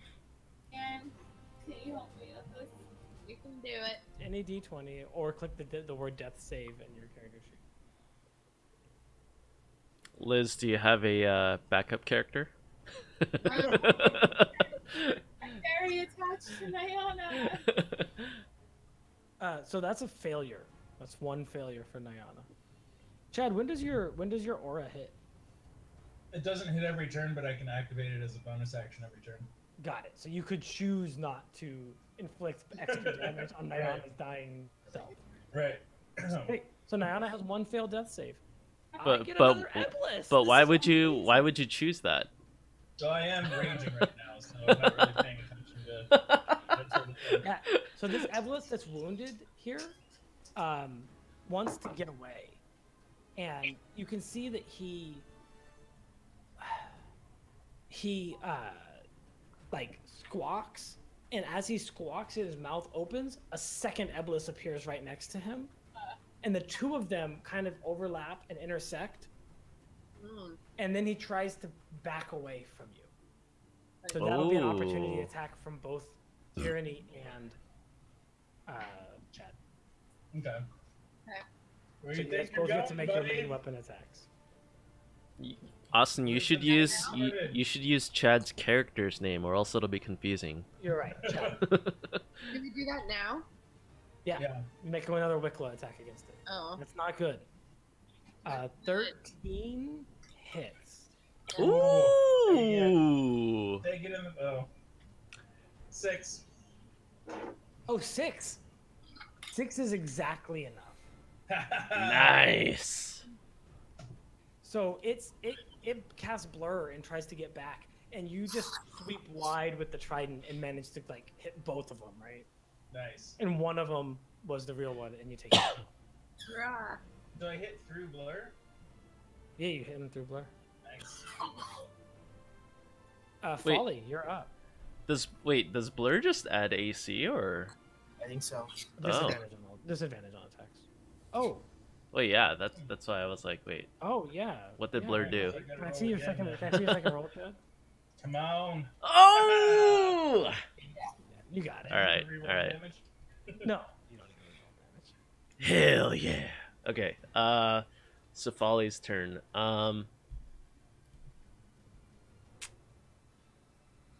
What is my medicine like? Oh, I do have healing spells. Okay, so so first of all, with my bonus action, I cast Healing Light on Nayana. I'll Is use that a bonus action? That's so busted. yeah. You know what? On a really? That's awesome. Healing word is on bonus too, but Oh Light my, that's awful. What the fuck? is real That's bad. real bad. You have 3 hit points now. But at least she's up. She's up. I'm not got any more things. Doesn't look too good, but she's up. Let me think. Your eyes And flutter then open at this beautiful song being played on his tambourine. you see like rainbow sparkles coming off of each clinking. Come on, guys! It's fucking 3 birds. It's like, come on, you can kill the magic geese. Wait, I mean- is your instrument a tambourine? Yeah, I have a tambourine, I have a flute, and a lute. Oh, you have others. Okay. Yeah, I have 3. They gave you 3. Shit. Thank you. No problemo. What's your main action? Just say Yeah. Doing. And after you, Um, Mortee, who's now awake because of the searing heat of Chad's Chad. Did Chad made a barbarian that can be hot on command? Yes. Jesus No. Christ, that's That is awful. literally the character they That's awful. Absolutely. Okay. Barbarian cleric that can get hot on command.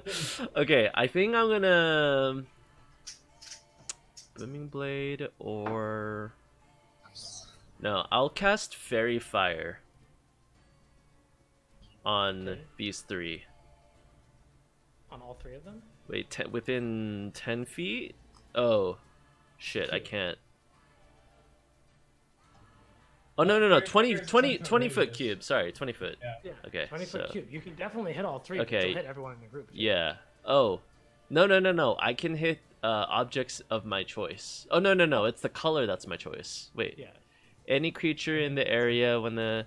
Yeah. Oh, god It'll damn hit it. both, too. Son You of a can hit these bitch. 2, though, if you wanted.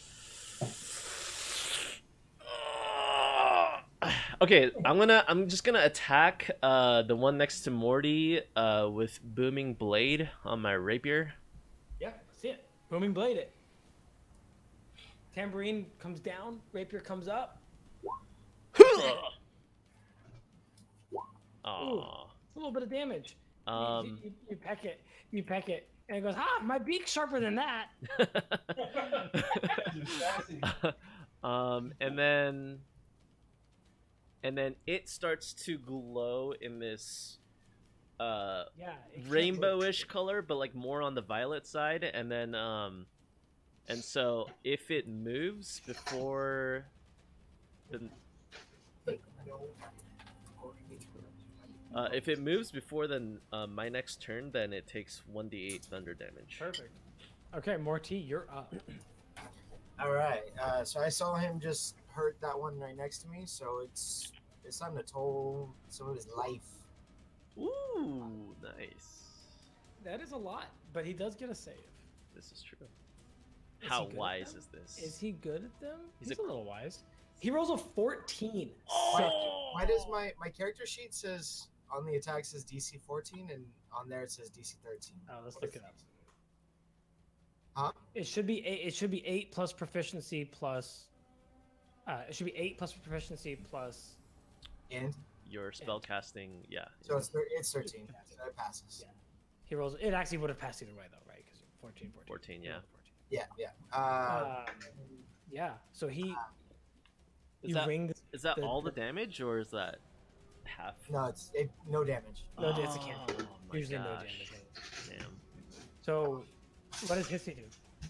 Hissy's helping Tyranny. Or no. Seeing what Chad just did with the trident, Hissy's sitting on Chad's trident. Yeah, cool. Speaking of Chad's trident, Chad's trident. speaking of, and Tyranny too. You're good. What do you guys have in Man, store? I should have just cast Fairy Fire on 2 of them. I could have hit 2 of them. Too bad. Alright. So I have a hissy on my trident. You got a hissy on your trident, which gives you advantage on your next attack. Nice. Bring the pain. Hurrah. Alright. Both of you guys are up. Either go. Oh, it's my turn? Yeah. Oh, sorry. Okay. So I'm feeling awesome now, and I decide to jump out of the boat and swim to flank this guy. Ooh, like a little flanky. I think you'd have to be here, but yes. Okay, yeah, flanking. And then I bonus action my fiery aura. Got it. That'll only hit him. Yep. You already had advantage, by the way. Wait, what? Wait, what? Why are you all the way over there? Oh, flanking. Gotcha. Yeah. And then as I'm coming up out of the water, I like burst up and swing my trident at him. That seems sweet. Wait, Let's see if like- see if it is sweet. Like a dolphin doing 16? tricks, or 16 hits. We have advantage though. Oh yeah, I should do both, huh? Alright, 16. roll it? Ooh, 13 damage. 13 shit. Yeah, you take a big chunk out of it. It's still up, but it does not want to be here anymore. Tyranny, you're up. Okay.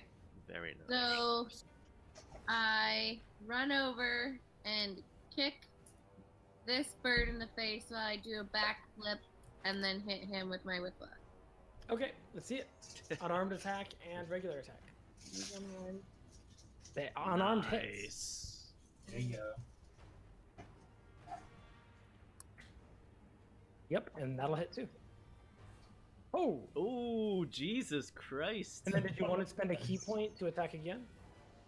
I guess. It would be an unarmed.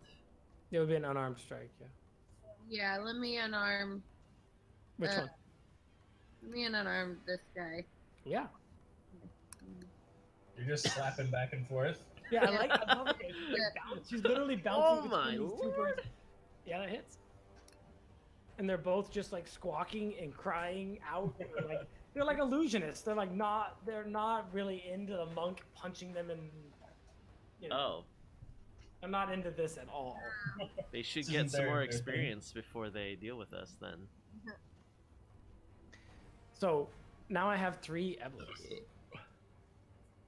This one, like they see that with this tambourine that you've managed to pick up your comrade, and they're not happy about this fight. Like the numbers, they look like they were doing all right, and it's not good.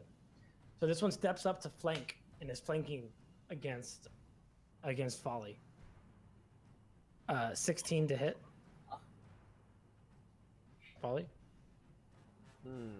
Yeah. Does that hit? Actually, shield. She You cast shield. yeah, she literally has no actual shield, but like rainbow force field. Oh no, it's sweet. Shield's sweet. Okay, 22 to hit. That hits, yeah. Yep. For six piercing damage. 6 piercing, jeez. Okay. The next Eblis sees that you put up this big shield Yeah. and kind of flaps up over to here to get a good bite on Mortee. Well, no, I guess you'll get an opportunity attack. He'll just stay where he is and attacks Mortee. 19 to hit Mortee. Morty's gonna cast shield. All the shields. He attacks again for 23 this time. Oh. The 23 will hit. Yeah, you guys are doing okay. 7 piercing damage. And then my last Eblis is very mad about all of the shields and is very confused about what to do about all of these situations and just goes in against Tyranny. Just beaks 18 to hit. That's going to hit you 5. And then 23 to hit. for another 7. So for a 13 total. Aye. Is that right? 12 total. Just chewing you up with beaks and beaks and beaks. Nayana, you're up. You're laying on the ground in the boat. Nayana shifts into a lion and immediately goes and attacks. You can. I can. It takes your You can become a lion, but because you're not Circle of the Moon, it takes your whole action to become an animal. Oh no. Okay. No. Nayana remains person. Nayana uses But that does give you the hit points of a Yeah, she's of an more animal, durable. She's a lion, and they're probably scared as of her. opposed to sitting around with 3 hit points. or dinosaur or whatever. But it's up to Yeah. Oh, okay. I thought I'm just not to say like that's definitely what you should do. I'm just saying there's merits to being a lion, even though you can't attack the same turn. that's, I mean, that's true. You can intimidate them. That's true. 'Cause I That's was also planning true. on roaring in their face. Do that. Okay, so Nayana will shift into a lion and get right up in front of the bird and just roar in its face. Yeah, it's taken aback by it at first. Like it like pulls back, and then it says squawk. That's a cute trick. Damn it. Papa Zodal didn't give us that one. Papa Zolo. Papa Zodal. We need to find this Papa much- Zolo and How much punish life does him. that give this? Liz has the stats of a lion. I'm not sure that it's going to be relevant Oh, okay. hit points wise, but I'll look it up. Physical stats of a lion. Okay, Folly. What are you doing, Folly? You're deep between 2 Eblas. Folly.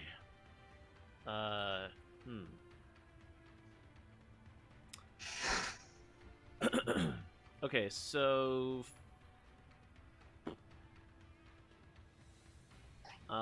first of all, definitely fairy fire these 2 birds. Okay, that's your action. And yeah, that's my main action, and that will be a deck save for those birds. Yeah. Oh, they're quite. 1 passes, 1 fails. Okay. So I'll take this one. And then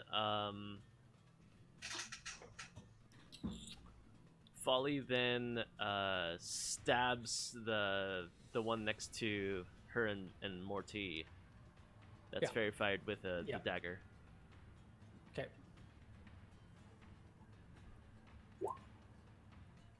That'll hit. So just need a -3, so Yep. 2 damage. 2 damage. Hell yeah! Yeah, you're marking damage. Mortee, you're up. Yeah. I like that these little birds are ripping you guys up. Yeah, it's been fun. Well, one of us. Enjoying Yeah. it, Liz? Let's see. Are these birds 5 feet apart? More than 5 or under 5? I don't. They're at. What are you trying to do? Maybe an ice knife. Oh, you could throw the ice knife. Oh, I see. You want to hit one and then have it pop to the other. Yeah, hit both on the pot. But I guess. Yeah. Well, no. There's actually no, because it'll hit my own people. Never Yeah. mind. No, I'll just. Which one's the most beat up one? The one next to Nayana, the southernmost one. Okay, yeah. I'm looking. Morty loves killing things. He's really gotten a taste for it. He's looking for that final blow, right? Yeah. Not that it actually matters with trips, but he's getting a taste for it. Yeah. So,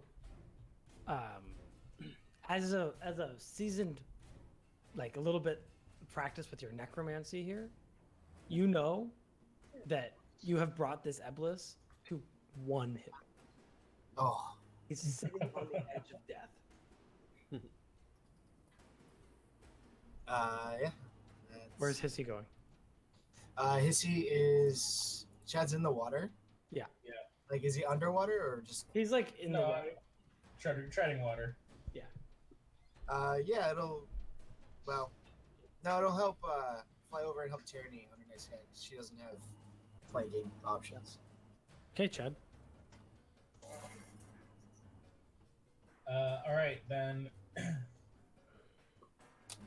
Okay, I see that.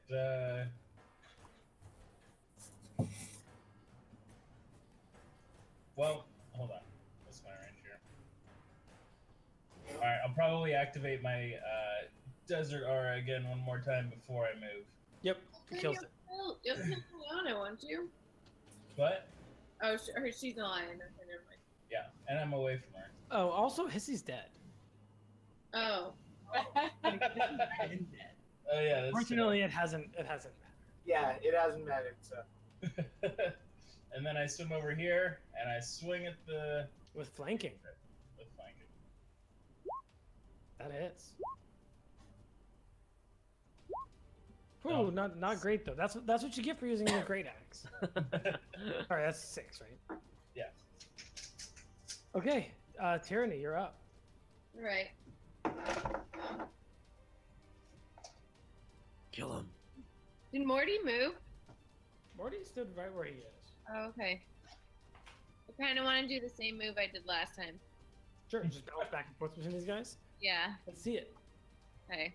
So let's do unarmed. You're just this whirling spear woman. Whoops. Only one unarmed. Yeah, it doesn't matter because 7's not enough. Well, you do have advantage on that one. Oh, you do. So the Wickla hits. Okay. Which one are you attacking? This one's the Wickla. Yeah, you swing at it. It's hurt, but it's not down. Okay. And I want to use a key, I think.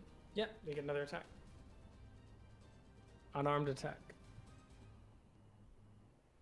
Come on. That hits. Awesome. Nice. Oh, and that kills it. Hooray! That extra blast of ki that you put into the unarmed strike. Hell yeah. The last Eblis here, and as you've been killing them, you've been seeing that this dozen Eblis that you thought you saw, like 3 of them blink out every time you kill one. Interesting. Like, I see. and this Eblis here also sort of kind of sees what's happening here, and is going to take the disengage action and then move 30 feet. What's his fly speed? 40 feet away up. And it's kind of like up and away from you guys. And as it's flying away, the whole illusion in this whole area just fades. And you can see Throw perfectly your Titan at that him. you've been kind of going It's inside. not my turn yet. I'm gonna. Nayana, you're up if you want. Kill him. Yeah, actually, no, let me. How dead is he? he's like how many feet away is he right now? He's 40 feet away. He's got like, Spear him. 10 damage on him or something. He's Yeah, not that how many hit hurt. points do you guys have? We haven't hit him that much. Oh, why has he got a status effect? Very fair. So Oh. yeah, we have advantage on attacks on him. So if you can land, Oh, if you can shoot yeah. attacks. Go for it. Nayana finish drops him. her magic stone. Sure. Roll magic stone. Just give me any sort of attack is fine. It's on your attack list. Then. No, if you go to your main page. Oh, I have to go to my main. Okay. Yep, it's on your attack list. Okay.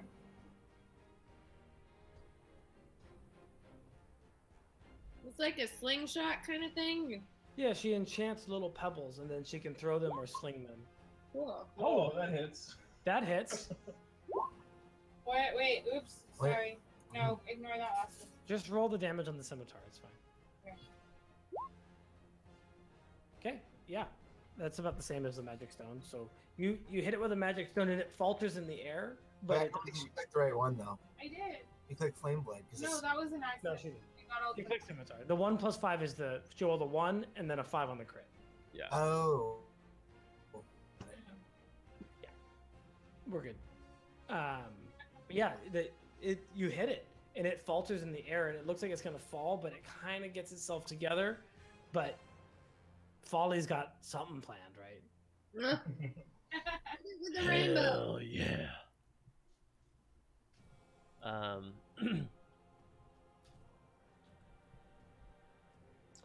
So, yeah, she... Oh, damn it. I don't actually have any spell slots left. Don't worry, Folly. It's not good. Okay, so she's just gonna take out her bow. She's like, I bet you forgot I have a bow because it's all hidden amongst all my instruments and stuff. Yeah, I did forget you have a bow. And Let's she see like it. she like pulls out. She doesn't pull out like a bow separately, but like she takes off her like lute. And there's like an extra string warlord. attached. Yeah, Yeah, I'm exactly. into it. And there's like I'm a into it. notch in it for like an arrow. Yeah, I'm into that. Shoot that bow. Goodness. It's a short bow, right? Yeah, sure, bow. 11's not enough. No! So all that fancy warlord. Mortee, you're up. Oh my All that god. has not been tuned. You gotta tune your war loop. Oh, that's right. I'm a terrible bard. Yeah, I'm gonna throw an ice knife at it. Okay, do it.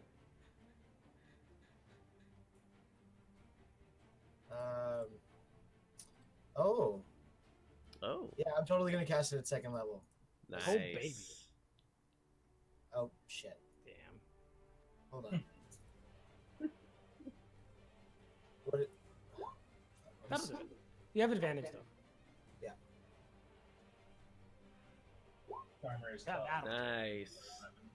see some damage. Plus an extra Yeah. d6. Oh right, yep. Deck save? It doesn't matter actually. Just the damage from the. Oh. is I enough. see. So yeah, you hit it with the knife and it explodes out, and this bird just comes toppling down to the ground. Yes. And Morty feels a lot better about killing things. I'm gonna run and pee real quick, and then we'll do aftermath. And the first word that comes out of Folly's mouth after the last one dies, she says, "Fuck those birds." Yeah. Agreed, bro. Or agreed, chica.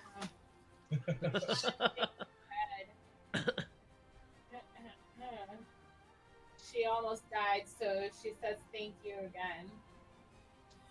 And also, I'm gonna smoke just really quick while he's peeing, but let Austin know that I'm starting to resurrect his seed right away. Okay. I'll do that again. I kind of like shake out of my rage and I'm like, do what? Come on, flying snake, you bastard. He's by himself too much. He doesn't think about other people.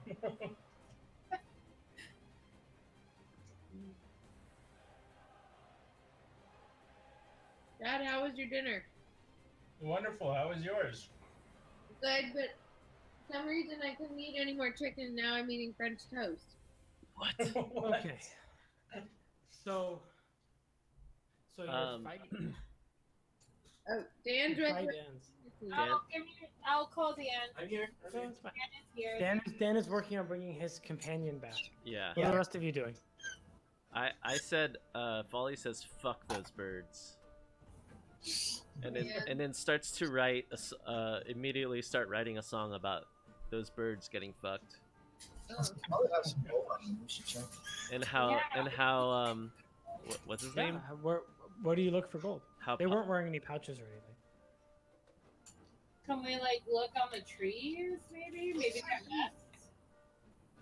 he had I'll take perception rolls or investigation rolls, whichever you like. like track following? That should be Yeah, survival's fine too. survival. It's just Yeah, nice. that's true. oh, I'll check underwater. Folly's like, I wouldn't know. I wouldn't even know where to start, so I don't. Oh gosh. Yeah.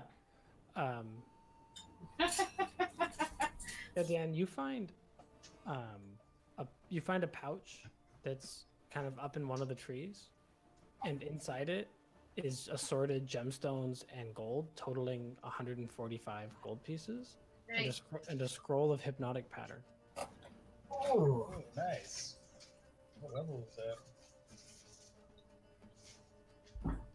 Scroll of hypnotic. what were those birds called? Elvis. Or Albus? Is it Elvis or Eblis? Eblis. Eblis. Eblis. Sorry. Epilepsy. Epilepsy. Eblis. And scroll of Full of what? Hypnotic pattern. I thought it was pretty good. Oh, is that the charm one? Mm-hmm. Ooh. Yeah, Morty will hold on to that scroll. Dude. Okay. Learn it. Yeah.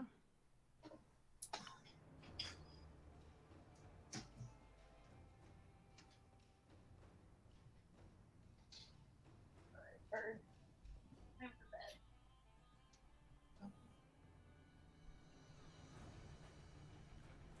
bed. Yeah. Other than that, you've moved your 2 hexes. It's about time to make camp.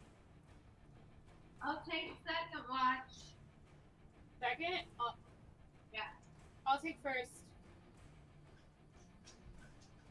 Morty's gonna take the night off and sleep the whole 8 hours. How are you? Oh, I'm in the rotation, huh, guys?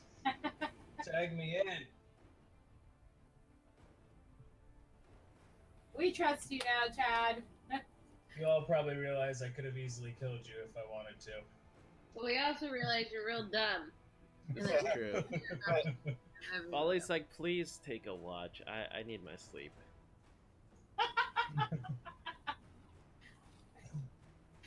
Okay, so 2 people are off Wait, tonight. I'll roll you. I'll roll you for the 8 hours of sleep, Eugene. Gotta get that 8. All right, roll a 1d20. Yeah. No! What? Boom. I Oh got 8 my hours. god, damn it. Did you get a 20? No, I got 13. Okay, Folly takes the last watch then, if that's not taken yet. I'll fill in. So, you guys are making food, hanging out before watch, right? Like it's still your 8-hour watch. Your 8 hours of like long rest. Like it's usually a little longer. Like you're making camp and you're Setting alarms. setting alarms and you're like doing your biz.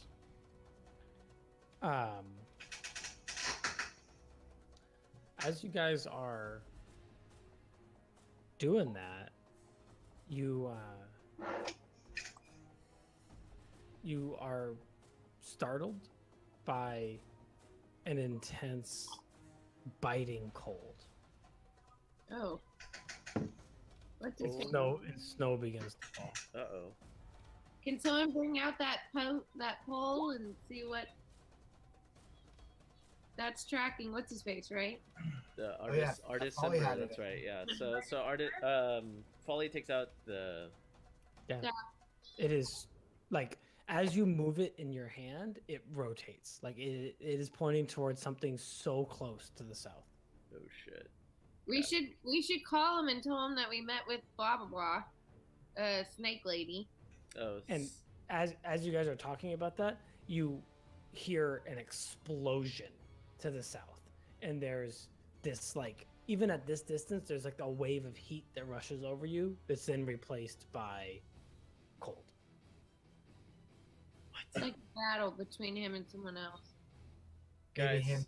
Zandala. Yeah. Who is this? Oh, Chad, we need to fill you in. Guys, what is happening? just run towards it. Let's go. All right, I'm in. So Folly starts running towards it while going, God damn it, Chad. Morty will hit that way. There's another like booming explosion as you guys are approaching, and We're back in our boat. yeah, you're back in the boat. Let me clean up for a sec. We haven't even rested yet, huh? Oh yeah, she's still got 3 hit points. Did we get a short rest? You can take a short rest if you'd like. Yeah, Nayana needs it bad. So you can spend hit dice to roll hit dice. You can probably all get to max, so that's probably fine. What do I roll? If you click on the hit dice on the thing on your character sheet, it'll roll it for you, and then you can add that to your hit points. Where's the hit dice? Right in the middle of your character sheet. Oh, I see. So I add 9. Yep. Ah, And you can do it again if you want, if you need. Oh, or December. I can roll it multiple times. Yeah, as many times as you have levels, so up to 3 times for you. Oh, sweet. Wait, how? Wait, how many times can we roll? Oh, 3. Okay. As many as are on your sheet, yeah. You Basically, add as them all many as up? you have levels. Yeah, you add them up. You could be given an extra, right? I think, or something like that. Yeah, I guess from something.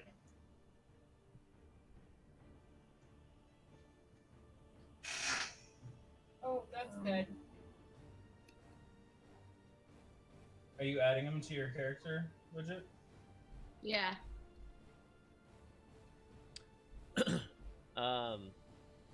Austin, I forget. Does my warlock spellcasting let me regain stuff on short rest, or? You get all of your warlock spell slots back on the short rest, Oh, but I not see. yours. So it's probably just one actually. Yeah. Get my But- key. I used cantrip. You get your key back. Okay. Gotcha. Okay, cool. All right, Ember. So, as you're running through the jungle as fast as you can, right? And from a ways off, you hear a voice that sounds like two voices speaking at once. One, on one hand, it sounds like the woman Zandala that you traveled with. Oh, yay. And on the other hand, it sounds like something old, ancient, and evil. Oh no. So We evaded the devil. And you hear the voice say, I am the she says, I am the bastard daughter of old Snarl, of the ancient red dragon Clouth, and you will give me the Ring of Winter so that I can regain my rightful place with my father. Looks like we're gonna try and fight Summer Swamp. Is So- that dragon right now? So Folly's And- like trying to relay really quickly the cliff notes to Chad. Yeah, as you're running. Yeah, and Folly's Yeah. like, so there's this half elf we picked up, and there was a tiny dragon with her, and she's looking for her father, and we think it's Artisimber, but and this guy's like really good with cold stuff, and she's just like she's like Just blabbering as blabbering she's like out. running, and yeah. And so And so I yell, so who are we fighting? Maybe both of them. We don't know. All right. and so you're barreling through the jungle trying to get there as fast as you can, and in a ring of ice like you've seen a bunch of times before, right? You see this scene. You see Zandala, her scales on her face are bright red. There's no makeup, there's no anything. Her eyes are dragon's eyes, Oh no.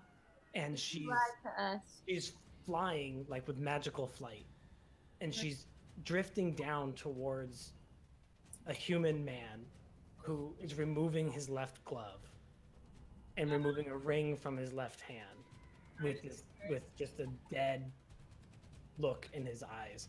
At his side is an unconscious weird lizard man, Definitely Artisimber. and you guys arrive just as he places this ring into Zandala's hand, and she closes her hand around it. Roll for initiative.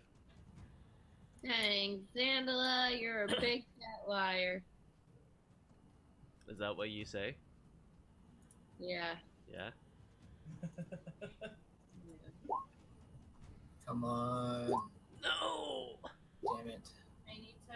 Oh, touch my man. token. Oh These are man. Stellar roll. No. What do I touch my token and Yeah, and then you, roll initiative. Where's my token? I think it's being moved. Where's my token? There it is. I'm like, I thought you said it was a girl.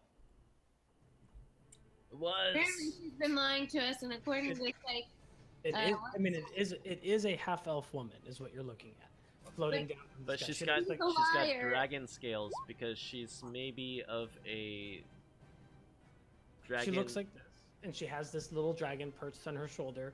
And when you met her, she had worn concealer over scales that ran down her face and neck. And she commented that like they started showing up when she turned like 18 years old, and she hates it, and she wears makeup over them. But right now, that's not true at all. They are bright red dragon scales. So, guys, Xandala lied to us and took advantage of us. And according to Oracle Snake, this dude's cool, and we should befriend him because he's honest and faithful. So I think I know what side I'm on. Yeah, same. Yeah. Unfortunately, because I feel real pissed at Xandala. But, Karma. Okay. Beat her up. Again, you're entering this scene, and it's a battle in motion already. Multiple fireballs have gone off. There's already a wounded lizard man laying on the ground. Artist Simber is under some heavy charm, and has taken off his glove and handed this ring. And the ring looks like brilliant gold, magical, glowing as he hands it to her, and she closes her hand around it. And then she looks and sees all of you kind of enter the scene, and she begins to like lift up off of the ground to as she's just sort of started to fly away. Nayana, you get first action. Nayana casts Entangle. Ooh. She's already airborne. Yeah, that's like an out. How high airborne though? Yeah, she's barely lifted off the ground, but it's all very dynamic, right? Like I don't know that. It looks like magic though, right? Like not. Oh yeah, it looks like she cast fly on herself. She's a sorcerer. So magical fly is a concentration magic. Yeah. That means that if you hit her, it has a potential possibility of her losing her fly ability. Oh, okay. So, If you can hit her, that's always the question, right? How many feet away is she from us, actually? You can measure shit, but it looks like she's 60. 60? Alright. Okay, Nayana takes her magic But stone. you can move before you do something. How many feet can I move? It's on your character sheet. But we're in a boat. No, we're not. We were resting. We had to run to the fight scene, remember? Oh, I thought it went into our boat. Okay, Nayana moves towards her.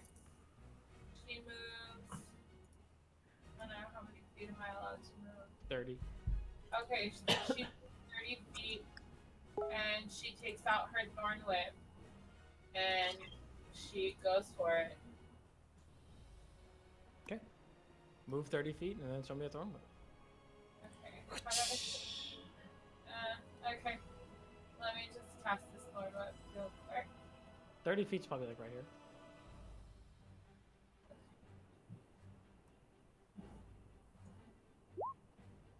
Yep. Is that a 21? That'll hit. Does thorn whip hit 30 feet? That's all good. That's all kosher. Okay. Yeah. Good thing. Okay. So one of you casters that knows all the rules for concentration saves. How does this go? I think it's a. The con save, but the DC I believe is 10 or half the damage, whichever is lower, whichever is higher. I DC 10. I'm not with it yet. Yeah, that's fine. I'll just have it under control. Ooh, okay. Okay, yeah, she passes her save. Dang it! Ooh, baby. No! Oh baby, we'll play some Dungeons and Dragons now. Okay. And you hit her with the thorn whip, and she screeches, and this is double voice. It's in Draconic and Common at the same time. As she spits out these words, she says, "Oh Father, defend me!" And Artist starts to stand up, and he draws a dagger from deep within his armor, and he pulls it out, and it's this gleaming, shining magic dagger. And he twirls it in his hand and starts to slowly march towards Nayana. No.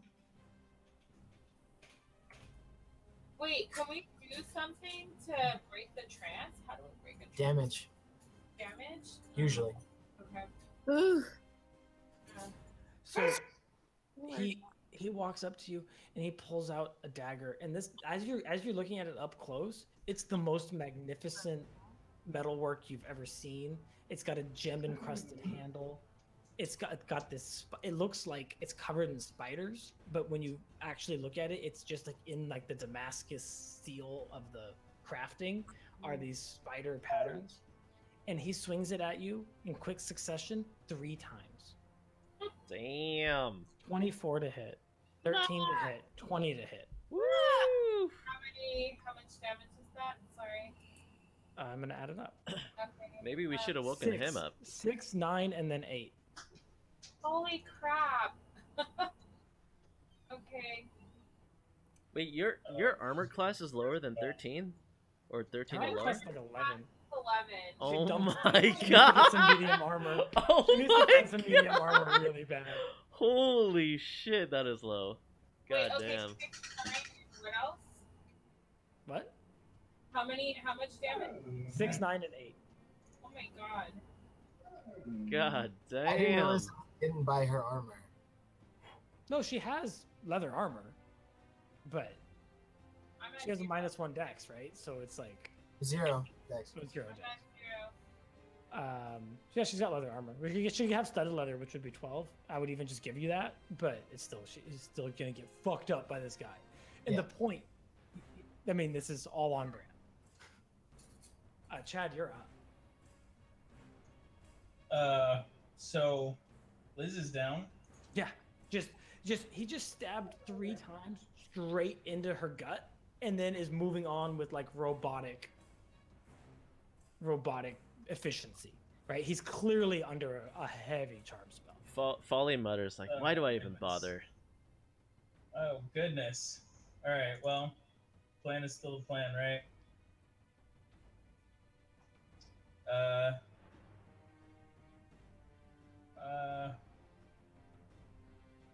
I guess I'm gonna run.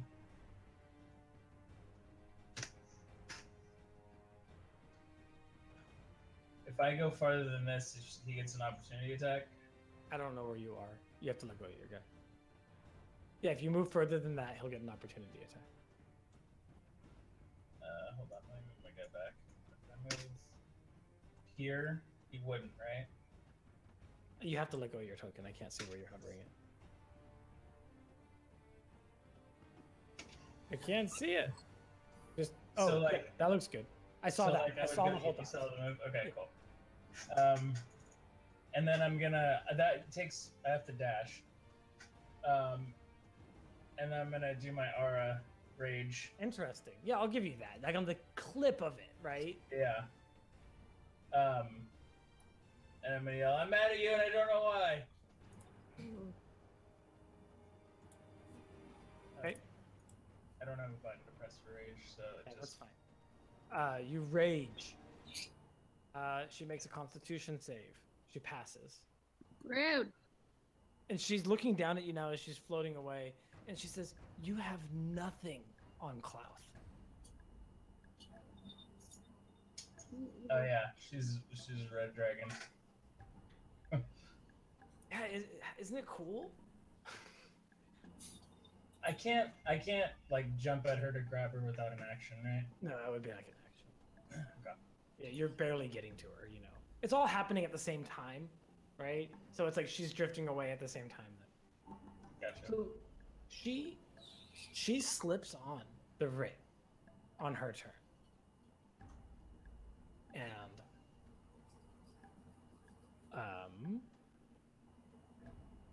she slips on the ring, and then casts.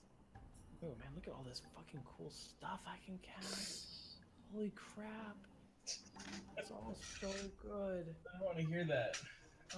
There's so many good spells in here. Okay, but they're not like clickable for me, which sucks. She's going to cast on. Oh man, these are really mean. She's gonna cast Ice Storm. Let's go with that. Okay. I'm looking it up. So she slips the ring on, and then immediately this hail of icy torment comes down on everybody here. 20-foot radius. I think I can hit you all. Right, 20 feet. No. I don't hit artists. Oh, I can't hit you all. Okay, she's gonna bring it down right on where it hits you, Chad, because you're. Oh. Well, I have advantage on dex saves that I can see. And that's gonna hit Nayana too. So she brings down the ice storm. Everyone's gonna take. Oh God, it's so much. The first 2d8 cold damage, which is going to be 10 to everybody, and Who's everybody? Sorry, not to everybody, just to Chad and Nayana. And Nayana's gonna take 1 failed death save for all of this damage. I'm not giving her 2, even though there's 2 hits. And then you take 2d8 cold damage, and then you take 4d6 bludgeoning damage, which you'll take half of, Chad. So 14 halved, so another 7. Dude, that's the right? 7. And none of this has anything to do with the save? Lost it is. Oh, the dex save. You get a dex save. Yeah. It's all halved if you succeed the death save. Ice storm. Alright. Ah, Nope. No, you have 1 death save against you. If you lose 4, then you die. Yeah, you're not dead yet. You just need help. I'm so attached. You just need help. You have a lot of friends here that are gonna help you. Okay. Did that hit the lizard guy too? Yes. She dropped it like, we'll say like that. Yeah, it did hit Dragonbait. I'm worried about Dragonbait too. But yeah, so she cast that, and then she continues to float away, and there's just this dragon's laugh, and even now you see Summerwise up on her shoulder, really uncomfortable, Wait, like hissing, does that hit Art December? whispering at her. Wait, did he take the... No. He did take the Summerwise did take 2 damage. Yeah. Wait. Summerwise looks unhappy, Yeah, Summerwise is like creeped out. pulling at her, like whispering at her, like tugging on her, like clawing at her a little bit, but is otherwise still riding on her shoulder. So this isn't normal behavior.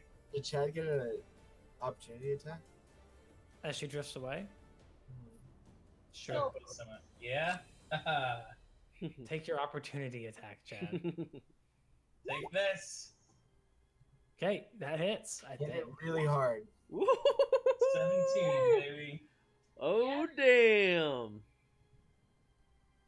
So Artis is even with the damage of the thing, he doesn't wake up. Like he's not out of the trance. I didn't apply the damage to him yet. Let me do that. Oh, okay. He takes a boatload of damage, and he gets a save.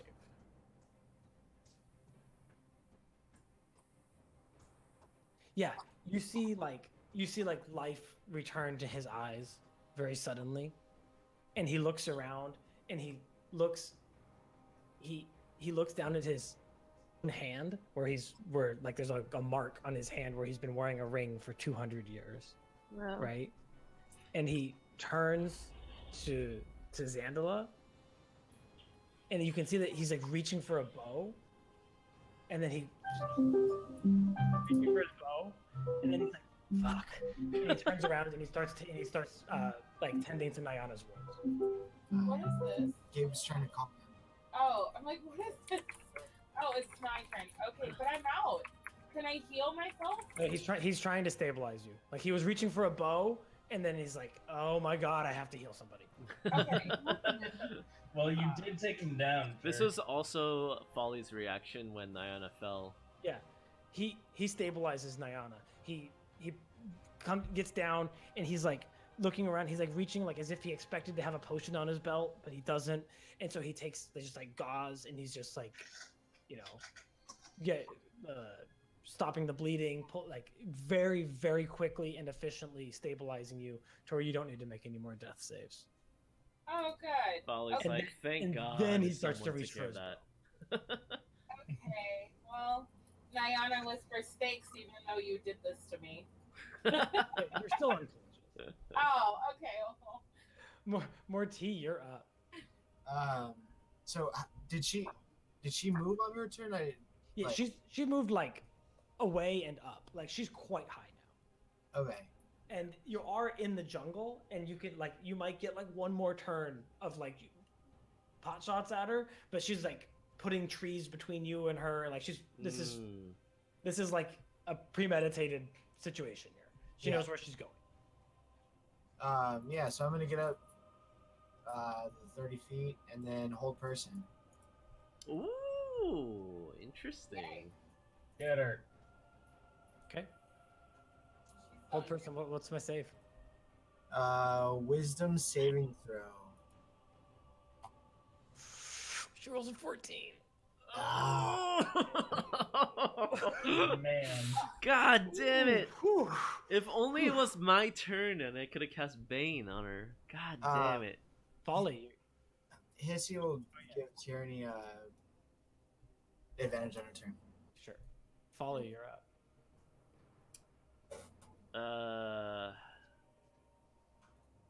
Son of a bitch.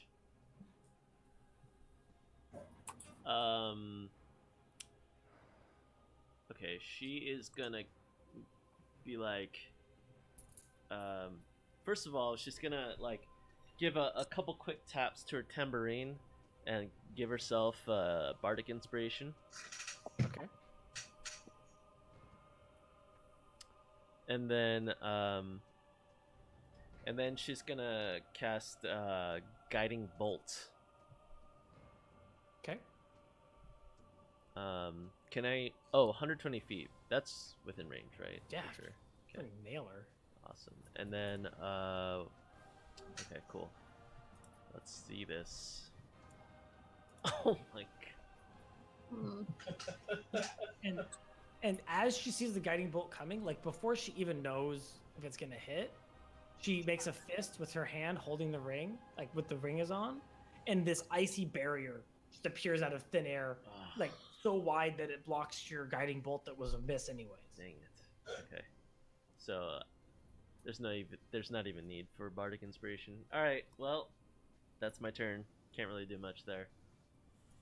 Tyranny, you're up. Can I scale the trees and then use Step of the Wind and dash and like fly through the air so I'm like level with her, and then use my Wickla? Yeah, that sounds fucking awesome. Damn. Yeah.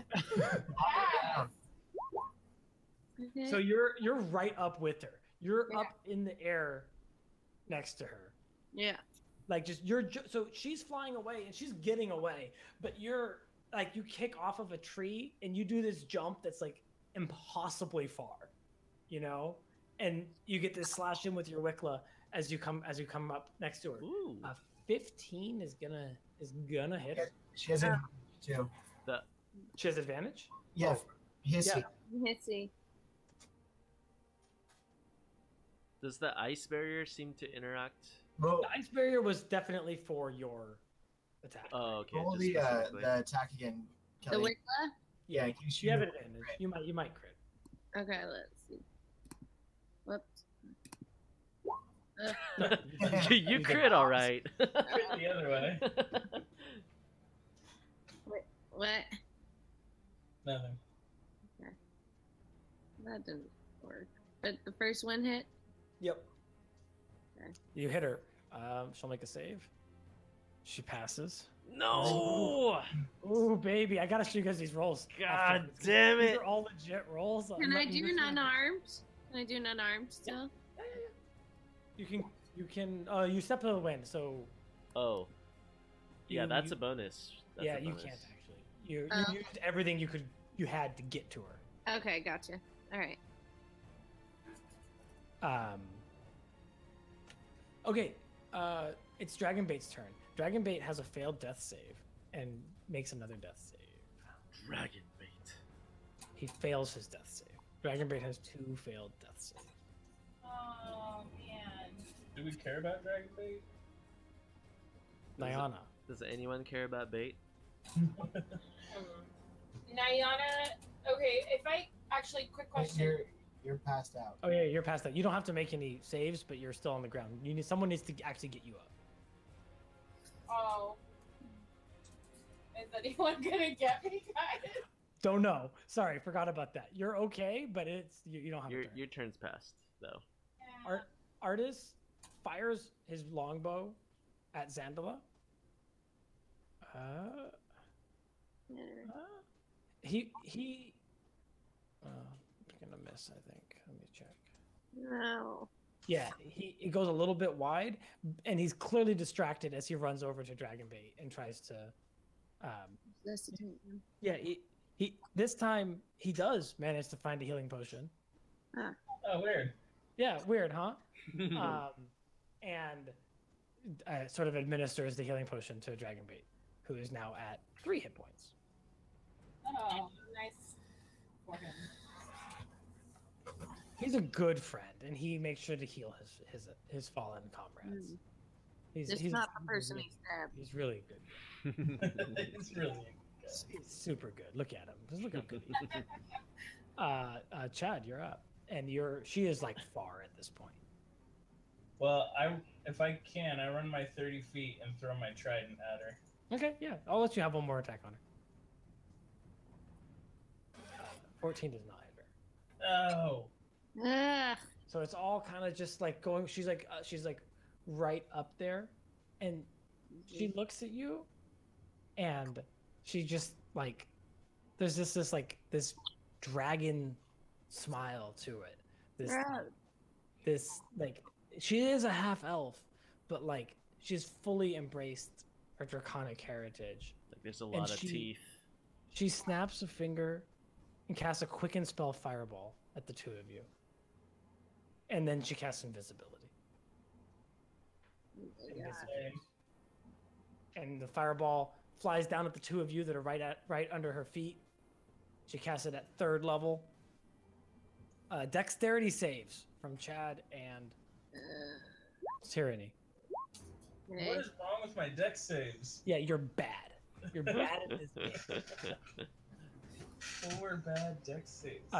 Chad and Tyranny both. You take 30 damage. Oh no! Holy. I'm down. Jesus. I'm out. All right, well, I'm down. And she becomes invisible, high up in the sky. Ugh. Mortee, you're up. A lot of people on the ground. Wait, if I have any because I have that little dragon inspiration thing or anything, does that lessen any of the damage? So you could use your inspiration to try again on your dexterity save. And if you roll above her spell save DC, then you would take half damage. Do you know what it is? Her spell save DC? It's probably like 15 or something. 17. Okay. If you want to use your inspiration to try to stay up, you can. Yeah. Yeah, you're good. So Nice. I think you were at 23 before, right? Yeah. But you'll be at 8. Cool. And you won't have this nasty X on you. Sweet. So you managed to find some cover from this fireball that just engulfs the jungle down here. Mortee, you're up, and she is invisible, and she is somewhere way up in the sky. Up to you. You might be in the mitigation phase of this combat encounter. Yeah.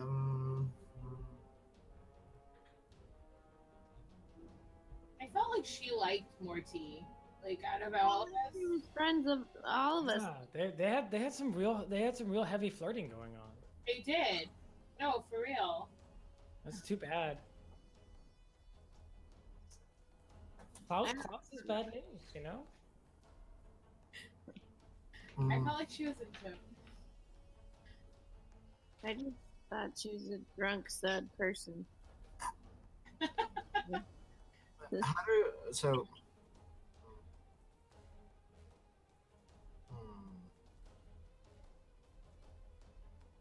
Can't believe we were tricked. Feel so betrayed. A ranged attack roll against something that you can't see is disadvantage, right? Disadvantage.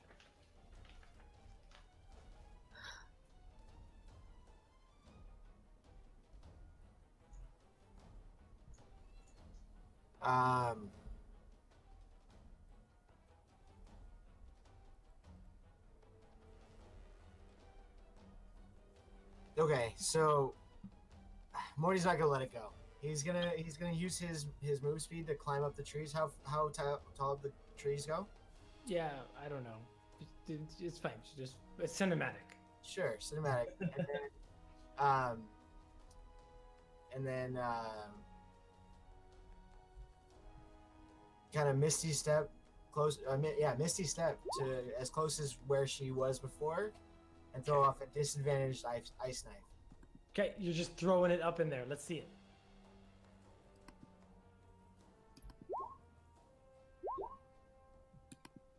Um, 14 was what Chad rolled. That's not enough. You throw but ice knife explodes, right? Yes. So you throw it, and the ice knife explodes. You were very nearly hitting her. So, yeah, you see a shimmer as sort of like this explosion. Like you expect everything to go out evenly from the ice knife, but it doesn't, right? Like there's a body shape that's made by the shrapnel. But like it flickers and then moves quickly. And it's not you're looking, you're hoping that you see a sorceress fall from the sky, but you don't. Son of And at this point, like Artis is like helping Dragonbait up, and he's like every like 2 seconds he like looks at his hand, like he's had this ring for so long, and he's just like he like can't believe that it's like he's missing it, and he says to Dragonbait like as he's like picking him up, and he's like, I never really noticed just how fucking cold it is.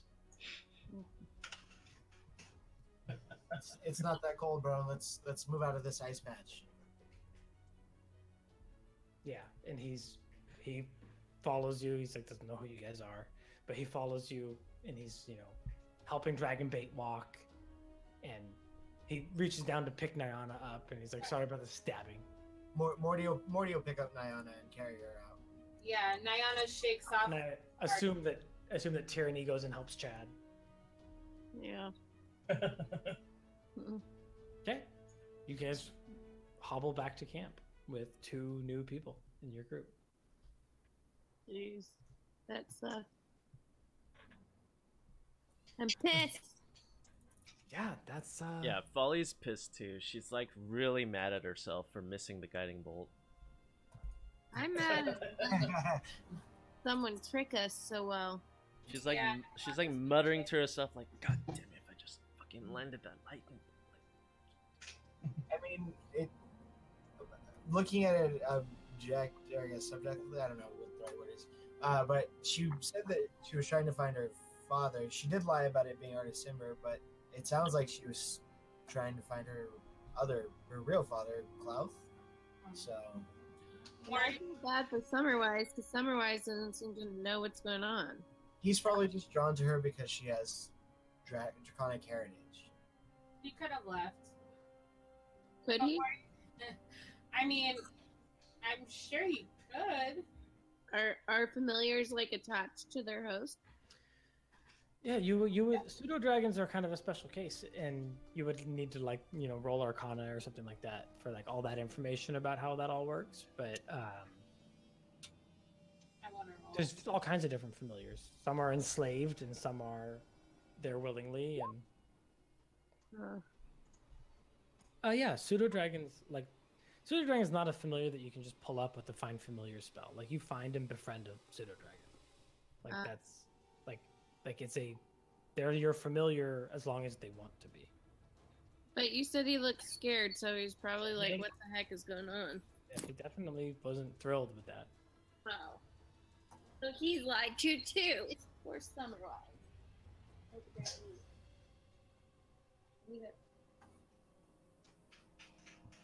Yeah, so sort of Artis and Dragonbait are having a one-sided conversation. You notice that Artis speaks, but Dragonbait never says anything. And instead, a wide variety of smells drift off of him through your camp. Where? Each smell seems to mean something to Artis. To you guys, it's like Okay, it smells like roses. Okay, it smells like burning wood. Okay, it smells like meat. It smells like, like just smells just coming off of them. And that seems to be enough for artists to make conversation. I don't think I ever showed you I showed you guys Artist Simber's handout. Yeah. Yeah. This one. I don't know if I ever showed you. No. Chad must speak that smell language in real life. I've only got one smell. Dragon. A dinosaur? Yeah, he's not exactly a dinosaur, and he's not exactly a lizard man. You've actually never seen anything like it. He's kind of cool. And he speaks through these scents, and he's got two swords, one of which he quickly after the fight picked up and wrapped in linen, like all the way down the blade, so that the whole thing's completely covered. And he keeps that one on his back. And then he's got a normal looking sword that he is holding now, and he's sort of sharpening it by the campfire while he's having this one-sided conversation with Artist Simber. Right. I think I'll introduce myself to Artist and Lizard Dude and say we met with the Oracle Snake Lady, and she spoke pretty highly of you. And I'm sorry to hear about that. I'm sure that was before I lost the Ring of Winter.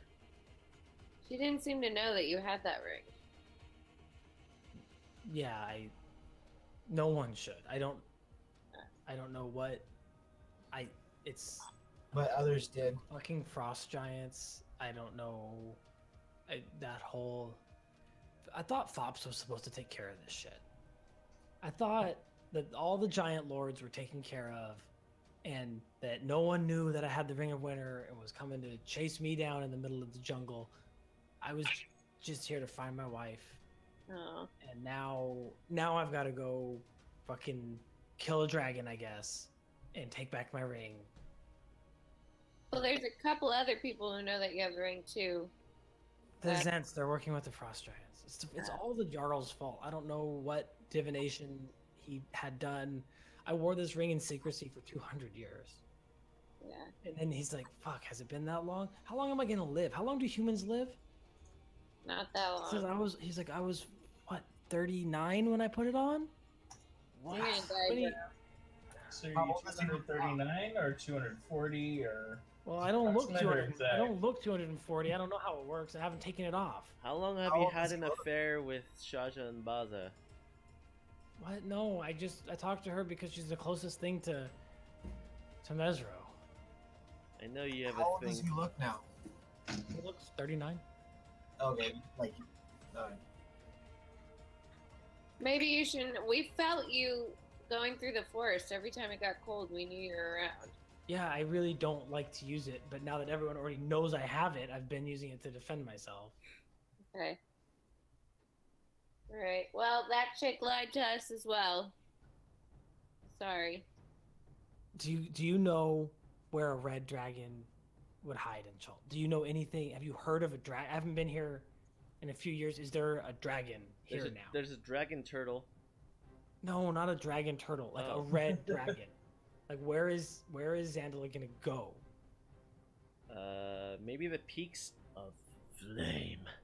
She said that she wanted to claim her throne. Where did With Klaus, but there's no way that she's not ready. She can't show up there with Klaus right now. It doesn't work that way. She's gonna need someplace to hide out for a while. What is she? Why?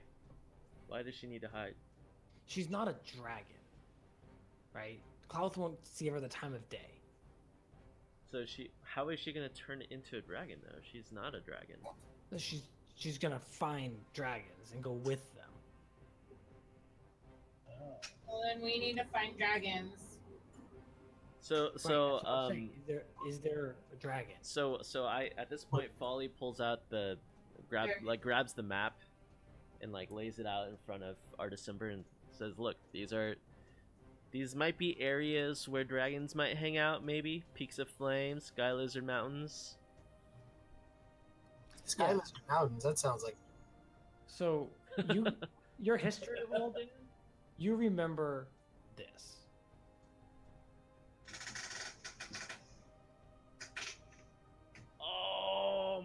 god! Wow, that was so long ago. Okay, yeah, Oh, okay. yeah. Alright. And so then I guess Folly will be like, wait! There was a guide! And I call Musharib over, I call, Musharib, come over here! Who was the guy's name who Hugh had his, yes, the Rad Dragon, Hugh Hackenstone lost his arm to one of Tender's left swipes. Tender. Tender. Who's Tender? The Red Dragon, Tender. Where's Tender? Just somewhere in Wormheart Mine. I don't know. It's Hugh's quest, not mine. But if I remember correctly, there's an underground passage from Hrakamar to the Wormheart Mine. We could take that. Hrakamar. Where's Hrakamar? Yeah. The Valley of Lost Honor, my ancestral forge. You promised Oh. you would do this quest with me. This is perfect. Guys, we should have just taken all the guides and just run through all their stuff. We'll take Hrakamar, and then we'll find our way to the Wormheart Mine. Yeah, and lost mine. you guys can go fight a dragon, and I can hang out here. Perfect for you. Wait, so it starts or it opens into the Valley of Lost Honor? Hrakamar, yeah. Valley. Then the Cobalt Mountains. We just wanted to find the Black Lotus. It'll still be there. Leads to. And Nayana turns to Artis and says, "We just wanted to find the Black Lotus and not get stabbed in the gut 3 times." He Red says, "Look, Dragon. sorry about Bookmark. It's very good at stabbing people. Wow. Rude. One. An apology. 2, this isn't your quest. You don't have to come with me. If you're off on your own thing, I get it. Look, if you came up to me and told me about your quest, I wouldn't fucking help you. So, Well, let me tell you about our I get quest. it. If you want to go kill this dragon with me, obviously I'm thankful to have the help. Also, I'm supposed to go kill some guy named Ross Nisi. Fucking a lot easier with the ring. Yeah, we're gonna kill that guy too. That's easy, eh? And then I go, guys. I like turn to the party away from our December and I go, guys, we get to fight a red dragon. What? We can Wait, fight what? a red dragon. Yeah. That sounds great. It sounds Or great. get our arm bitten off by a red dragon. Yeah, I would love to fight a white mean- red dragon. look, Hugh Hackstone survived a red dragon. We can survive a red dragon. Easy. Yeah, but when Hugh was done, he was still alive. Yeah. Yeah, We can't even. Exactly. exactly. We should level up like 12 times before we try and go fight a red Oh dragon. yeah, you guys are all 4th level. Oh, yeah. Yes. Congratulations on that. You guys are all 4th level. Be 4th level before next week. Right. So what was your excuse? For. Yeah. Yeah, I just heard someone. We should level up before we fight a dragon. Well, she did say level up 12 times, so. Yeah. Ooh, is it going like that? If you have that, that'd be great. Are we level 16 now? So Chad, are you taking a Just level one of more 5? level would be fantastic. Yeah, I think so. Do you have time after this to Yeah. go over stuff? Okay. Yeah, we're about done here. By the way, you guys are free to hang out and think of questions you want to ask our December, and we can talk for a little bit. But no more major plot points tonight. Okay. cool. So we're about to rest, though, right? Yeah, you're about to rest. So, for 4th level, since most classes have the 4th level being the ability score improvement / when you get a Yeah, feat. that sucks, doesn't it? For you? That's sexy easy. Oh, thanks, guys.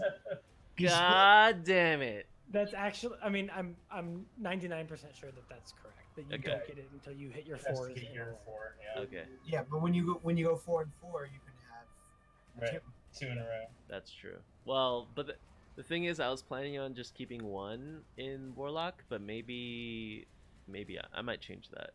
Yeah, see. 2 or 3 in Warlock might be interesting too, because you get a pact, or you get extra spell slots, or you get invocations. Like, it's all up Right. to you. Like, Right. you have to wait each level. But yes, you will not get an ASI or feat on this level. Okay. Good to know. Yeah. Do we need a? What do we want to decide about our direction? Like, do we have any things to consider here? Well, we have the same goal now because we want to kill what's his face. And so it kind of makes sense to help him go get his ring before we all take on Ross Nisi. But our goal is to get the flower and then take on Ross Nisi so that we'd have the blessing. So we could go do our flower thing, him go get his ring, and then meet up before we all go get Ross Nisi. But it's kind of just... Yeah, he did fine fighting Xandala last time. He can totally handle it. Yeah, I mean, Xandala and a dragon, he's got easy this. peasy. He's fine. Without his Easy ring, peasy. easy peasy. The only thing here is then it require, like, from here it would require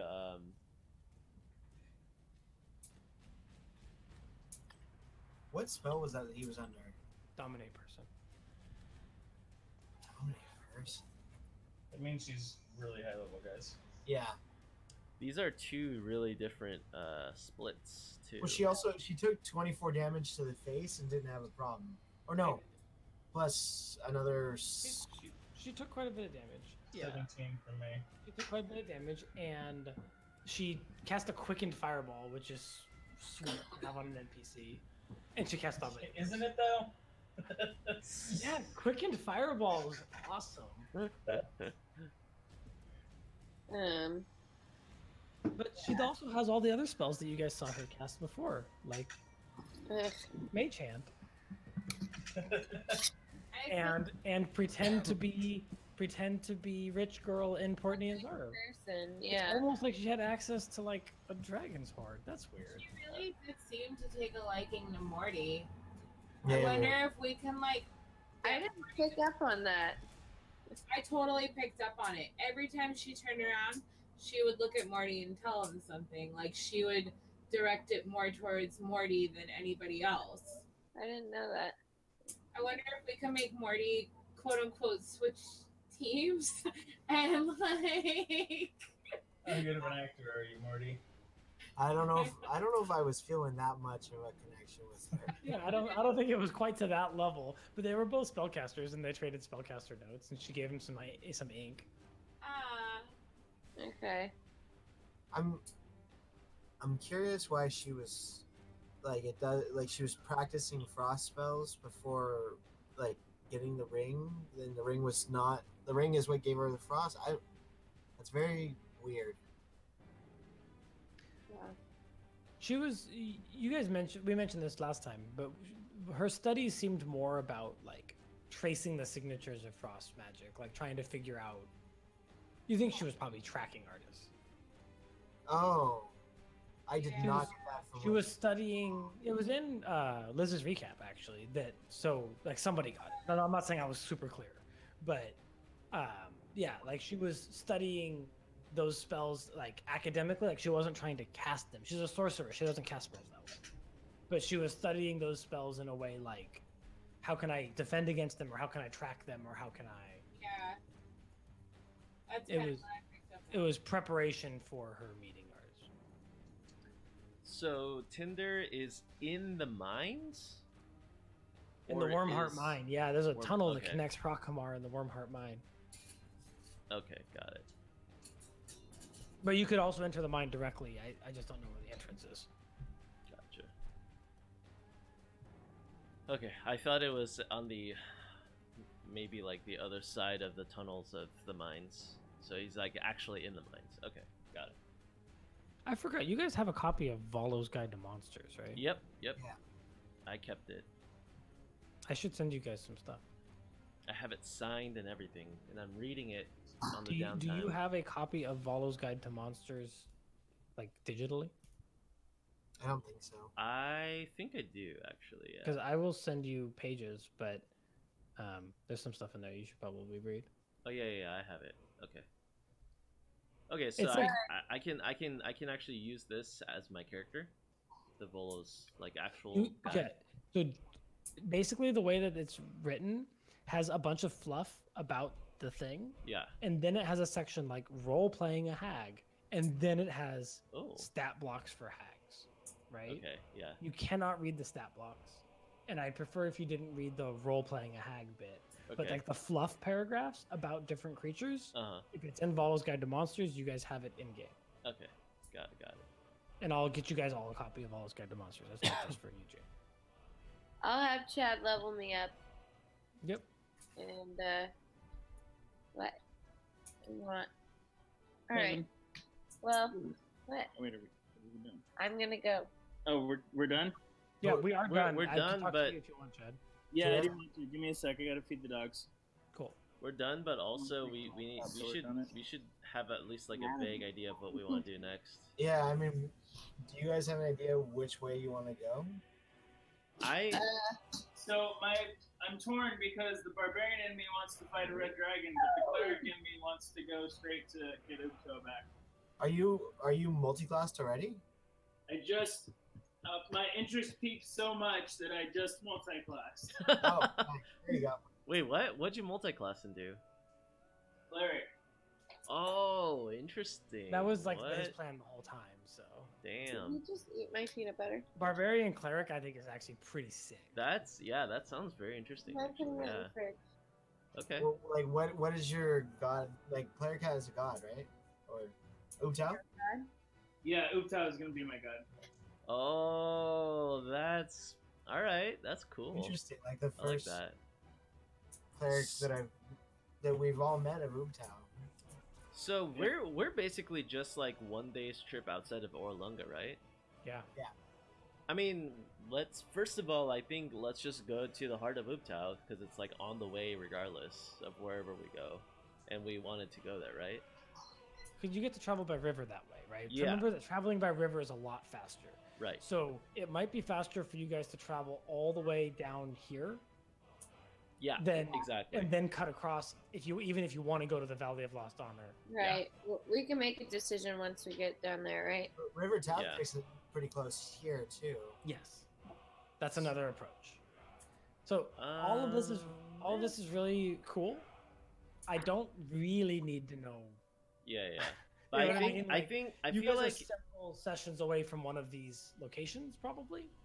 So I mean we want to probably. I feel like if we want to hit up the heart of Ubtao regardless, we should just do it because we're here. Like, But Artist isn't It's gonna go pretty- with us. yeah, that's fine. well, he'll yeah. If you're talking about this stuff, either way. Like traveling by river is probably faster. I can travel with you. Let's talk to far. him. Let's talk to him before we rest about his knowledge about the heart of Ubtao and stuff like that. But, Oh, that's true. That's a good yeah, let's good point. pick his brain. Well, look, we got to rest and all that stuff, so we can discuss through this week our ideas and what we want to do. Okay. I'm totally prepared for you guys, whichever way you run. I don't actually need an answer, but you guys need an answer eventually. Yeah. Yeah, for sure. Okay. All right, cool guys. Cool. Thank you. Cool. I'm Good gonna help sesh. Chad become a cleric.